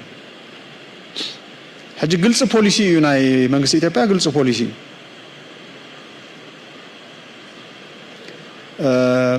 ባሕሪ ይብል ኤርትራ ይብል ገለ ይብል ግን ብግልፂ ነጊሩና እየ ፓርላማ በቃ ከምቲ ናይ ቀደም ኣይኮን ከም ናይ 2013 ኣይኮነን መለየ ዘጥፍአኩም ኢሉ እዚ ተዓጢቀ እዚ የለኒ ተራ ፈኸራ ጌርና ኣይነርአዮ በቃ ጭቡጥ ስግኣት እኒሄ ከም ትሪእዎ ዘለኹም ብህወሓት ዝመፅእ ዘሎ ዘረባ ተመሳሳልነት ዘለዎ እዩ ነቲ ኩነታት ሲሪየስሊ ከነስተውዕለሉ ኣለና ምክንያቱ እቲ ሓሳብ ናቶም ብፍላይ ኣብ ትግራይ ዘሎ ኩነታት I don't know they must get this thing straight because ንጹር ዝኾነ ስጉምቲ ኣንጻሮም አንቂዱ ዘሎ ሰብኣይ እዚ ንኣብነት ለንቀነ ዝወፀት ኢንተርቪው ዝያዳ ግን ኣብይ ኣሕመድ ዝጥቀመሉ ዘሎ ታክቲካት እውን ምርኣይ የድላ ኣብዚ ሓንቲ ለንቀነ ብብዝሒ ዘብልዋ ዘለዎ ቅድም ግን ካብቲ ናይ ኣምሓራ ፖለቲካ ከይወፀና ከለና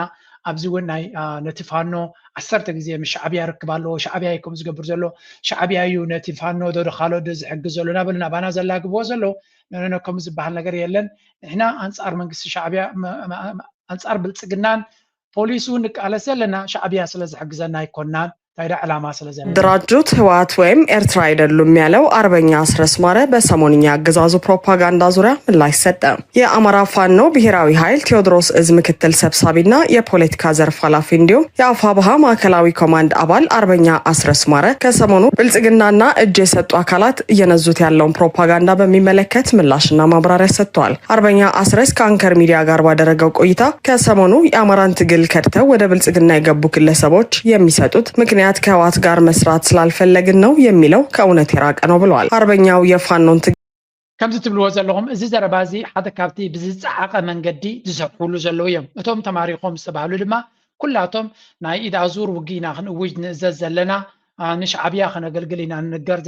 ንገር ነርና ናይ ግብፂ ተላእኽቲ ንክንከውን ኢና ንገር ነርና ብምባል ነቲ ናይ ኣምሓራ ናይ ፋኖን ቃልሲ ዲሌጂቲማይዝ ንምግባር ካብ ህዝቢ ንምንፃልን ንዑ ንምድርዓምን ክሕግዞም ዝኽእል ዘበለ ኩሉ ኣጀንዳታት ክጥቀሙ እዮም ፀኒሖም ስለዚ ኣብ መንጎዳታ ንሪኦ ዘለና ኣካይዳ ኣብይ ኣሕመድ መቃቂልካ ግዛ እዩ በብሓደ ናብ ፀላእቲ እናልገብካ ነቶም ናብ ኤርትራ ንኤርትራ ክትሃርም ትኮይንካ ንህወሓት ሰይጣን እዩ ድሕሪ ኢልካ ናብኣቶም ተልግቦም ነቶም ክትሃርሞም ዘለኻ ብሓደ ጌርካ ክትሃርመሉ ትኽእል ዕድላት ሃልዩ ድማ ዕድል ካትሪ ማለት እዩ ካልእ ኣብ ልዕሊ ተጋሩ ነዚያ ዘረባ እዚኣ ማራዮም ኮለል ዘብልዋ ዘለዉ ዓውደ ውግእ ከይትኸውን ምድላው ክግበር ኣዘራራቢ ትግራዋይ ጀነራል ፀዊዖም እቲ ጀነራል ብዛዕባ ነፃነትን ኩናት ኢትዮጵያን ኤርትራን ዝተዛረቡ ኮይኖም ትግራይ ካብ ኢትዮጵያ ክትግንፀል ከም ዘለዋ ኣስሚሮም መሰል ዓርሰ ውሳነ ህዝቢ ትግራይ ብሓይሊ ተዓፍዩ ተተሓይዙ ከም ዘሎም ዝገልጽ ምስ ብራኸ ዝተባሃለት ሚድያም ቃለ መሕትት ዝገበረ ነበር ሓላፊ ሜቴክ ጀነራል ክንፈዳኞም ዘላቒ ውሕስነትን ረብሓን ተጋሩ ዝረጋገጽ ብነፃነት ከም ዝኾነ ገሊፆም ብተወሳኺ ሕብረት ትግራይን ኤርትራን እውን ዘዘንተወ እቲ ኣዘራራቢ ጀነራል ትግራይን ኤርትራን ዝሕወሳሉ ኩነታትን ተኽእሎታትን እውን ዘለዎ ድሌት ተዛሪበሎም ኣብዚ ሕዚ እዋን ምስ ኢትዮጵያ ዘለና ርክብ ኣብ ስምምዕነት ፕሪቶሪያ ዝተደረኸ ጥራሕ እዩ ዝበለ ወድዳኞም ካብዚ ወፃኢ ሕዚ ዘራኽበና ነገር የለን ይብል ትግራይ ዝተሓተ መስዋዕቲ ዝኸፈለት ሃገር ክትኸውን ኣለዋ ዝበለ ጀነራል ወድዳኞም እዚ ድማ ብፖለቲካዊ ድሌት መሰረትን ብመሰረት ዓንቀጽ 39 ሕገ መንግስትን ዝፍጸም ማለት እዩ ዝበለ ጀነራል ክንፈም ብሕግታት ትግራይ ብሓይሊ ክዕምፅ ዝደሊ ሓይሊ እንተልዮም ምድላው የድሊ ኢሉ ትግራይ ናብ ሃገር ንምቕያር ኩሎም ፖለቲካውያን ሓይልታት ትግራይ ብሓባር ደው ክብሉ ከም ዘለውን ጻውዒት ተቕሪቡ እቲ ጀነራል ብዛዕባ ህልው መንግስቲ ኢትዮጵያ ኣብ መንጎ ኢትዮጵያን ኤርትራን ዘለዎ ጥሪ ምስተሓተውን ግጭት እንተተላዒሉ ናይ ውክልና ኩናት ክኸውን ክብል ገሊፆም ብተወሳኺ ኣብ መንጎ መንግስታት ኢትዮጵያ ናይዚ ጀነራል ዘረባ ድማ ነቶም ኢትዮጵያ ብፍላይ ንብልጽግና ብፍሉይ ሃሪማቶም መስለኒ ናይ ብሓቂ ብዙሕ ኣታክስ አንጻሩ እዮም ዝገብሩ ዘለዉ ከም ትሪእዎ ዘለኹም ነቲ ናይ ብልጽግና ዝቃወም ሓሳብ ክመጽእ ከሎ ከቢድ እዩ ክኸውን ነዚ ድማ ሕጂ ምስ መን የላግቦር የለኹ ከሪአኩም ናበይ የተሓሕዝዎ ከም ዘለዎ እቲ ነገራት ክትሪኡ ኢኹም ኣብዚ እውን ተመሳሳሊ ካልእ ርእይቶ ሰሚዐ ነይረ ብዛዕባ ኩናት ናብ ትግራይ ክኸውን ዝኽእል ጀነራሎችም አይዟችሁ የምንወጋው ትግራይን ነው ትግራይ ህወሓትና ሻዕቢያ አብሮ አይወጉንም ነጥለን የምንመታው ትግራይን ነው እና አትፍሩ ጀነራሎቹ ሞራላቸው እየገነባ ነው ያቃላ ሁለቱ ከተጣመሩበት ምን ሊመጣ እንደሚችል እና ከኤርትራ ጋር እየተግባባን ነው ከጓደኞቻችን የጋራ ጓደኞቻችን እያግባቡን ነው እኔ ያልነካም አንተ ባትንካኝ ወደሚለው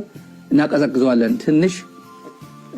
ቀዝቀዝ እናደርጓለንና ጉዳያችን ከትግራይ ጋር ይሆናል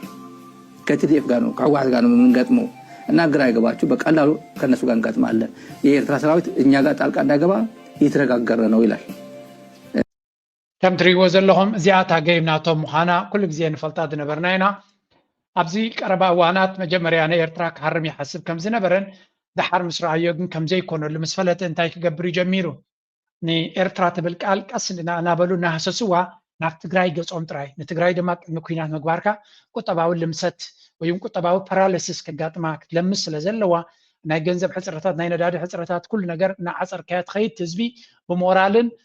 ብመንፈስን ብቁጠባን ብኩሉ ክዳኸም እሞ ድሕሪኡ ወታደራዊ ስጉምቲ ክትወስድ ከለኻ ይቃለለልካ ዛ ዓይነት እዩ ስለዚ ነቶም ጀነራላት ናቱ ፈራሃትን ብራዕዲ ክሞቱ ስለ ዝኽእሉ ህወሓትን ሻዕብያን ተሓቢሮም ብፍጹም ክንክሎም ኣይንኽእል ኢና ምክንያቱ ኣብ ልዕሊኡ ድማ እቲ ፋኖ ዝበሃል እውን ምሶም ስለ ዝኸውን ዘሎ እዚ ንዓና ዝከኣለና ጉዳይ ክኸውን ኣይክእልን እዩ ንዝብል ኣተሓሳስባ ዝነበሮም እንታይ እዮም ዝብሎም ዘሎ ኣጆኹም ድሓን ኣይ ከምኡ ይኮነን ክኸውን ዕድል ክህልወኩም እዩ ኣብ ከምኡ ከነብፅሓኩም ኣይኮናን ንሻዕብያ ዕረቁና ኢልና ለሚና ከምዘይ ዋጋኣና ጌርና ኣሻጥር ጌርና ዲና ገላ ኣታሊልና ንበይኑ እቲ ህወሓት ንበይኑ ከም ንሃርሞ ክንገብር ኢና ስለዚ ኣይትሰንብዱ ኣጆኹም ድሓን ኣለና ኣልኩም ኢና ንሕና እውን መንገድታት ነናድየልኩም ኣለና እዚ ዓይነቱ ዘረባ እዩ ዝዛረብ ዘሎ ኣይ ቲንክ ኣብ ቀርኒ ኣፍሪካ ዝእመን ፖለቲካ እንተሎ ኮይኑ ወይ እውን ተኣማሚንካ ምሕዝነት ክትገብረሉ ትኽእል ሓይሊ እንተሎ ኮይኑ ናይ ሻዕብያ ምሕዝነት ጥራይ እዩ ተጋሩ ድማ ትንኮ ተኣማመንዎ ዝኽእሉ ነገር እንተለዎም ናይ ሻዕብያ ኪዳን ይክኸውን ዝኽእል ትፅምዶ ይክኸውን ዝኽእል ዳትስ ዋይ እቲ ትግራይ ዝበሃል ቦቱ ሒዙ ደልዲሉ በቲ ናይ ኣቢ ፈራዕራዕ ዘይፈርህ ዘሎ እምበር ኣቢ ዝገብሮ ዘሎ ከሰንብዶም ምተገበአ ነይሩ ግን ናብ ትግራይ ዝገብርዎ ኩናት ብብዝሒ እናፀዓቐ ይመፅእ ከም ዘሎን ካብ መዓልቲ ናብ መዓልቲ ዋርኒንግ ኣብ ርእሲ ዋርኒንግ ኣብ ርእሲ ዋርኒንግ እዩ ዝመፅእ ዘሎ and we will see this thing is going to be a very difficult thing ሓንቲ ካብታ ዝብልዋ ዘለው ኣብዚ እቶም ቀንዲ ካድረታት ናይ ኣቢ ዝፅሕፍዎ ዘለው ሓቅነቱ ስኻትኩም ተብሎ ትኽእሉ ግና ርግፀኛ ሓቅነት ክህልዎ ይክእልኒ እዚ ሓሶትን ጎስጓስ ፕሮፓጋንዳን ክኸውን ከም ዝኽእል ህወሓት ካብ ባንክታት ናይ መቐለ ገንዘብ ሰሪቑ የውፅእ ኣሎ ዝብል ፕሮፓጋንዳ ይገብሩ ኣለዉ and this is also another sign ናብ ትግራይ ክገብርዎ ዝኽእሉ ወይ እውን ኣብ ርእሲ ህወሓት ክገብርዎ ዝኽእሉ መጥቃዕቲ ዝኾነ ይኹን ሪዝን ምክንያት ይደልዩሉ ከም ዘለውን ንዑን ምግባር ድማ ይዳለው ከም ዘለውን እዚ ብሬኪንግ ከምዚ ካብ በዓለም ገብረ ዋሂድን ደብረጽዮን ገብረ ሚካኤልን ፈትለ ወርቅን ዝምራሕ ወርቂ ገንዘብ ካብ ባንክታት ናይ መቐለ የውፅእ ከም ዘሎ ኣብዚያ ሰዓት እዚያ ብምባል ንገብር ዘረባታት የውፅኡ ኣለዉ ካብኡ ቀፂሎም ድማ በበቲ መንገዲ ናይ ሰላም ሓይሊ ድዮም ገለ ዝበሎ ነቲ ሓራ መሬት ስምዕዎ ዕላማናትና ካብኡ ዘሎ ሓይሊ ምውጋድ መቀቲ ናይ ጭቆና ሓይለ እንቲ ዓፋነ ስርዓት ናይ TPLF ክውገድ ምግባር እንደገና ካሊእ ኩናት ይሓስቡ ኣለዉ ኣነ እዚ ይኣምን ኣለዉ TPLF ኣይቅበሎን እዚ Tigrayan civilians are saying our leaders are divided and we are becoming a battlefield. And that's what they fear. What would you say to them? ኩናት ሕድሕድ ከይልዓል ይፈርሑ እዮም ስጋት ኣለዎም ትክክል እዩ ሕና እውን ንፈርሐ ኢና ግን ሕዝቢ ዘላ ኩነታት ግን ኩናት ዘትርፍ ነገር የለን ያው ኩናት ክቅፅል ይኽእል እዩ ዝብል መደምደምታ እዩ ዝወስድ Thank you very much. ከም ትሪእዋ ዘለኹም እዚኣ ድሮ እቲ ተኽእሎታት ናይ ኩናት ዝለዓለ ምዃኑ ኣበሲራቶም ኣላይና ክንብል ንኽእል ስለዚ there's a very high probability እቲ ተኽእሎ ናይ ኩናት ናብ ትግራይ ዝለዓለ ደረጃ ከም ዝኾነ ኢና ንርኢ ዘለና and እቲ ናይ ውግእ ጋዜጠኛ ከይዱ ዝገበሮ ይሱ ናይ ውግእ ጋዜጠኛ እዩ ስለዚ ከም ንሪኦ ዘለና ተደጋጋሚ ኩናት ከጋጥም ከም ዝኽእል ዝብል ዘረባ እዩ ዝረአ ዘሎ ሕጂ ነዚያ ነገር እዚኣ እዚ ኣብዚያ ምንመለስ ንስማዕ ፅቡቅ ጌርና እኒያ ቅጥፈት ነው ሞራል ግንባታ በዚህ ደረጃ አይደለም ሞራል የምትገነባው አንተ የሰራኸውን የኢትዮጵያ ጀግናው የኤርትራ ሰራዊት ያለው መሐመድ ተሰማ እኛ ከዚህ በኋላ የኛ ደም እንትና ቀብሯል የኔ አጥም እንትና አለቆብኝ ለኢትዮጵያ ጀነራሎችም አይዟችሁ ምንዋጋው ትግራይ ነው ብሓፈሻ ከም ትሪእዎ ዘለኹም እቲ ጽምዶ ኣብዚ እዋን እዚ እንታይ ምዃኑ ይርዳእኩም ኣሎ ዶ ጽምዶ ንተጋሩ ኣዝዩ ኣገዳሲ እዩ this is the fact now yes ትማሊ ናብ ኤርትራ ውግእ ንክግበር ብዙሕ እዩ ዝግበር ነይሩ but now Abiy has changed already he has changed his strategy ቀዳምነት ናቱ ንህወሓት ክሃርም ከም ዘለዎ እዩ እቲ መደብ ዘሎ እዚ ንህወሓት ክሃርም ድሕሪ ኮይኑ ወላ እውን እቲ ፋኖ ምስ ፋኖ ድሮ ኣብ ግጥም ስለ ዘሎ እቲ ዝነበረ ፕላን ኣብዚ እዋን እዚ ናብ ትግራይ ዘቕንዐ ፕላን እዩ ዘሎ ናብ ትግራይ ዘቕንዐ ፕላን ምዃኑ ድማ ሕጂ ገሊኹም ኣለኹም ከምኡ ጽምዶ ንዓና ንኤርትራውያን እንታይ ምልከተና ይብሉ ዕላማ እኮ ናብ ኤርትራ እዩ ንኤርትራ ስለ ዘይክእል ክድብ ንተጋሩ ክድምስስ ኣለኒ ንተጋሩ ምስ ደምሰስኩ እንተኽኢለ ድማ ምስኦም እውን ንፋኖ ምስ ደምሰስኩ እየ ናብ ኤርትራ ክኸይድ እዩ ዝብል ዘሎ እዚ ኣብይ ኣሕመድ ማለት እዩ ስለዚ እዚ ኩነታት እዚ ካብ ግዜ ናብ ግዜ እናነፀረ ዝኸይ ዘሎ እዩ ኣብ ልዕሊ ተጋሩ ዝሓስብዎ ዘለዉ ድማ ንርአ መጀመርያ በዚያ ንጀምር ነዳጅ ሊጨምር ታክስና ግብር ሊጨምር ኑሮ ሊያንር ሰውን ሊያጦስ ሲፈልግ አስቀድሞ አጀንዳ ይቀርጻል አጀንዳው ህዝቡ አገዛዙ ባቀደው ነገር ላይ ትኩረት እንዲያደርግና እሱ በፈጠረው አጀንዳ ላይ ሰፍሮ እዚያ ሲራኮት ውሎ እንዲያድር ለማድረግ ነው የኦሮሞ ብልጽግና እንታይም ዝብል ዘሎ ኣብዚ መሲልኩም ናይዚ ወዲ አዶናይ ምእሳሩ በብዙሕ መንገዲ ዝትመን ዘሎ ሓደ አጀንዳ ንመቐየሪ እቲ ቀንዲ ፌመስ ዝኾነ ሰብ ሪኻ ንዕዑ እንድሕር ኣሲርካዮ እንታይ ትገብር አጀንዳ ብዛዕባ አዶናይ እንታይ ተኣሲሩ ክፍታሕ ድዩ እንታይ ክኸውን ኢሉ ካብቲ ዘሎ ፀገም እቲ ህዝቢ ዲስትራክትድ ክኾነሉ ይኽእል ካብ ምንታይ ዲስትራክት ወይ ካብ ምንታይ ከታልሎ ይደልዩ ይብሉ ኣለዉ ንኣብነት ፊል ፕራይስስ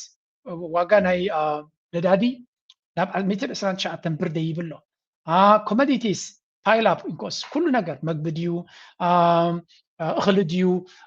ዝቤዛ ድዩ ኩሉ ንሰማይ ተተኪሱ ከም ዘሎ transportation becomes unaffordable ዳርጋ መጓዓዝያ ዘይንኽእለሉ ፈፂምካ ዘይከኣል ኮይኑ health care leaves people trapped in sickness ሕክምና ጠቕላላ ልዕሊ ዓቕሚ ስለ ዝኾነ ሰብ ሕማም ሒዙ ክኸይድ ይመርፅ ኣሎ school expenses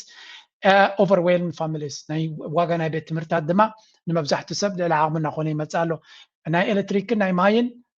تشوك نتسب كابتو واغاتات كابتن كونتاتري اصبيقو كم سنبد غير ولا يبلالو additional financial burdens قبل على تزلو دما نتم تكالات الله زبالو دما بتاكسس بقرص غير دما بولا بغبر غير دما لبوما فيلو مالو سلازي لدزبي كمزا عينت ادرع تسكيم زغي زلو داي تقبروا لك قال ناي سوشيال ميديا كل سبب سوشيال ميديا وعلى سلازلو نعم عسيركا አጀንዳ መቀየር ተቀመሉ ስትራይ ግን አይኮነን ነዚ ወደ ህዝብ ስንታይ ተሐዙ ወለው ራይብዚ ግርግርና ለወከባ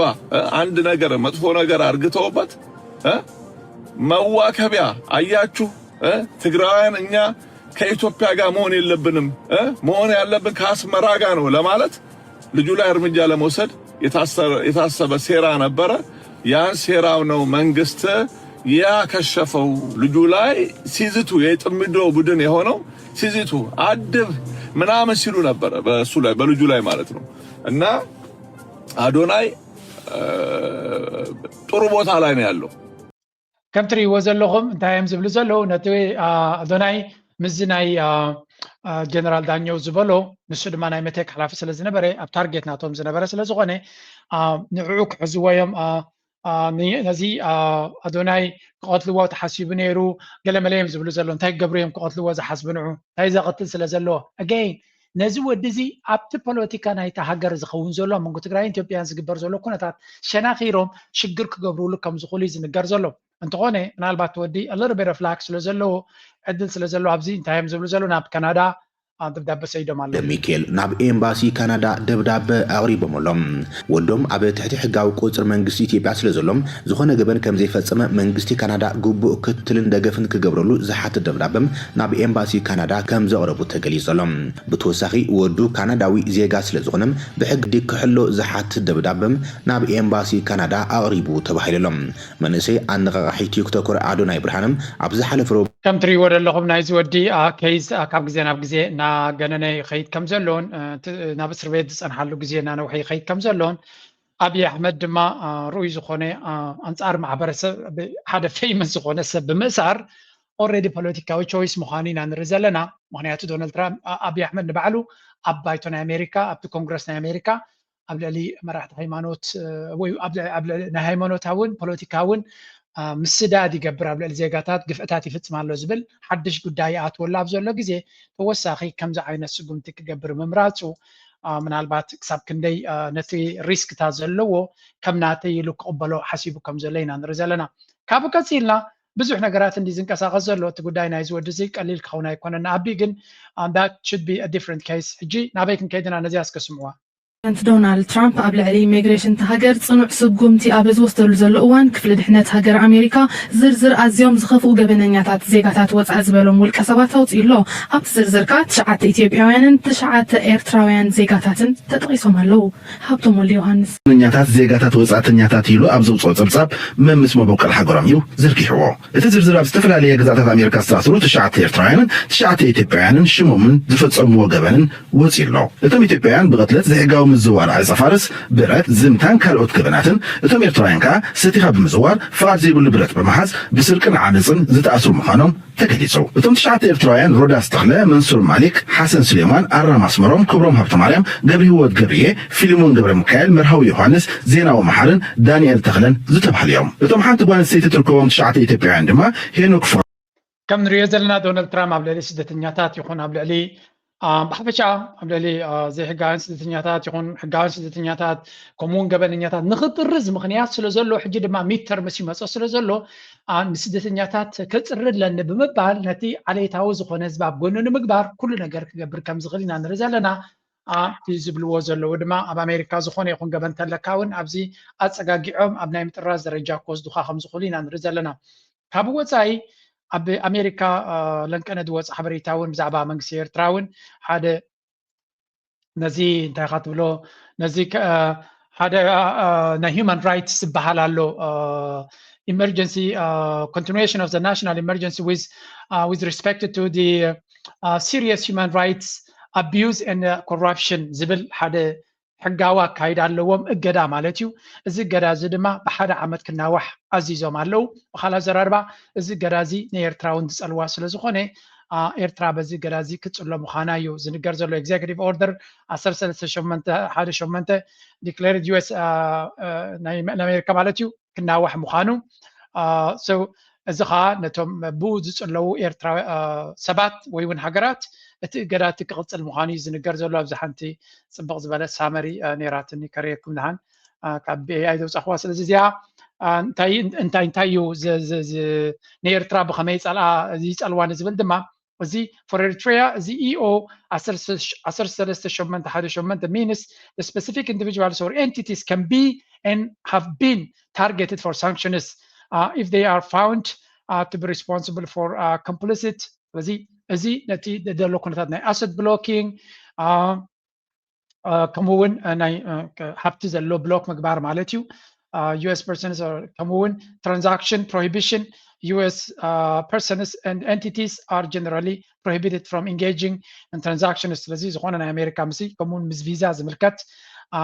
ነገራት ክዕፆ ከም ዝኽእል እዩ ዝብሃል ዘሎ ኣብዚ ድማ key individuals and entities linked to Eritrea have been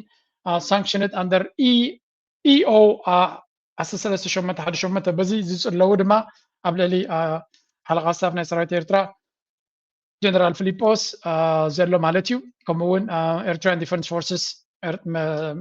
ሚኒስትር ምክልኻል ሃገር ኤርትራ ማለት እዩ እቶም ሰባት እዚ ፀሊዎም ዝነበረ ስለዚ እዚ ክናዋሕ ምዃኑ ኢና ንርኢ ዘለና እዚ ድማ ብዙሕ ስራሕ ከድልየ እዩ ካብቲ ዘሎ ኩነታት ንምእላዩ ማለት እዩ ኣገይን ኤርትራ ኢሎም ብፍሉይ ዝገበርዎ ኣይኮነን ግን እቲ መስርሕ ይቕፅል ምህላው ሓደ ካብቶም ናይ እንዳ ኣቢ ድማ ኣብ ልዕሊ ኢትዮጵያ እገዳ ክወርድ ምዃኑ ስለ ዝፈልጡ ዘሎ ብሬኪንግ ኒውስ ኢሎም ንዑ ከጋውሕዎ ንርኢ ኣለና but it is true ኣነ እውን ብዓቢ ግደይ ቸገረ ነይረ ካብ ቀፂልና ነዚያ ሰሚዕና እስከ ናብታ ኔክስት ክንሰግር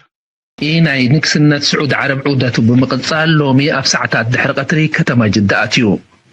ፕሬዚደንት ኢሳያስን ምስኡ ዝተጓዓዘ ሚኒስተር ጉዳያት ወፃኢ ኣቶ ዑስማን ሳልሕ ዝርከበሉ እኽን ኣህጉራዊ ማዕርፎ ነፈርቲ ንጉስ ዓብዱልዓዚዝ ኣብ ዝኣተውሉ ኣሚር ስዑድ ብን ምሽዓል ብን ዓብዱልዓዚዝ ምክትል ኣሚር ዞባ መካ ብናይ ክብሪ ሰልፊ ተቐቢልዎም ኣብቲ ናይ ምቕባል ስነ ስርዓት ጠቕላሊ ቆንስል ኤርትራ ኣብ ጅዳ ኣቶ ዓብዱራሕማን ዑስማን ተረኺቡ ነይሩ ፕሬዚደንት ኢሳያስ ኣፈወርቂ ኣብ ጅዳ ኣብ ዝፀንሐሉ ግዜ ኣብ ኣገደስቲ ልምዓታዊ ትካላት ዑደት ክገብር እዩ بخالو وجن بريزيدنت إسحاق أفورقي لومي أبسعتات قدم قطري نأكايت محبركومن هجراويان ودابيتات رياض كبابيان رخيبو الزراريبوم أبتركب أبزحبو مجلسي بريزيدنت إسحاق حيل إرترا حربينينة حزباس لزخونه أو وصايز ركبو زيجات سرحو حشاشنة أو جيدوم كواهللون ندقوم بجبوك كنا قانون بمزخخار محبركوماتن هجراويان ودابيتاتن أبز مدايزي بأتوكرو سرح خمس جبا جريسوم ባህልና ክብርታትናን መንእሰያትናን ካብ ምብራዝ ምድሓን ቀንዲ ስራሕ ወለዲ ማሕበረኮማትን ሃገራውያን ውዳቤታትን ክኸውን ይግባእ ዝበለ ፕሬዚደንት ኢሳያስ ነዚ ዕላማ ንዝገበረ ሽርሕታት ብንቕሓት ምክትታልን ምፍሻልን ውሁድ ስራሕ ስለ ዝሓትት ዜጋታት ብሓፈሻ መሳርዖም ኣስጢሞም መኸትኦም ክሕይሉ ኣዘኻኺሮም ናው እዚያ ክፋል እዚኣ ኣነ ዝፈትወያ للكل أما وداتا مسز بخا ترخيبك إهمهن انتاي كنقبر نخل نزبل زيادة ولا كمزة عينة كونفرنس كمزة عينة زقبرون بميديا دزك على هنيرون كسع كندي نسبتك مخالة معناته أنا ذكرني كسب كل تشين عصرت حادن عصرت تنقدمين أبدأ زنبركم سبعة بزوج زي كم زي زيرو مزيوم بزوج مستمنجسي إهمهن تبلو خمس زنبركم زي عدلات زجن أبزو وانزي I think بزوج أيرأنيو ويون لايك أنا فيديو تاترينا بيوتيوب نري أبزو قربا مرحتنا يبترا مسز بيز تراقب وبزو حيتركبني خاص لذي هذا زي أقداسي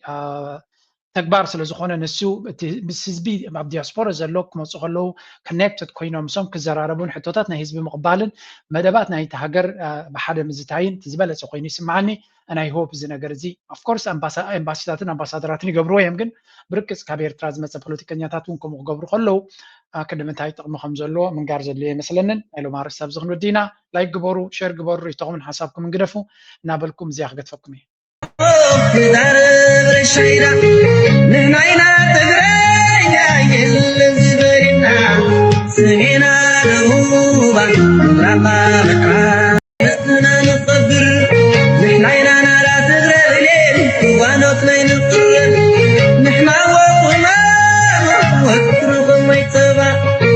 نحنا عسى ورتسعوا في درب الشيرة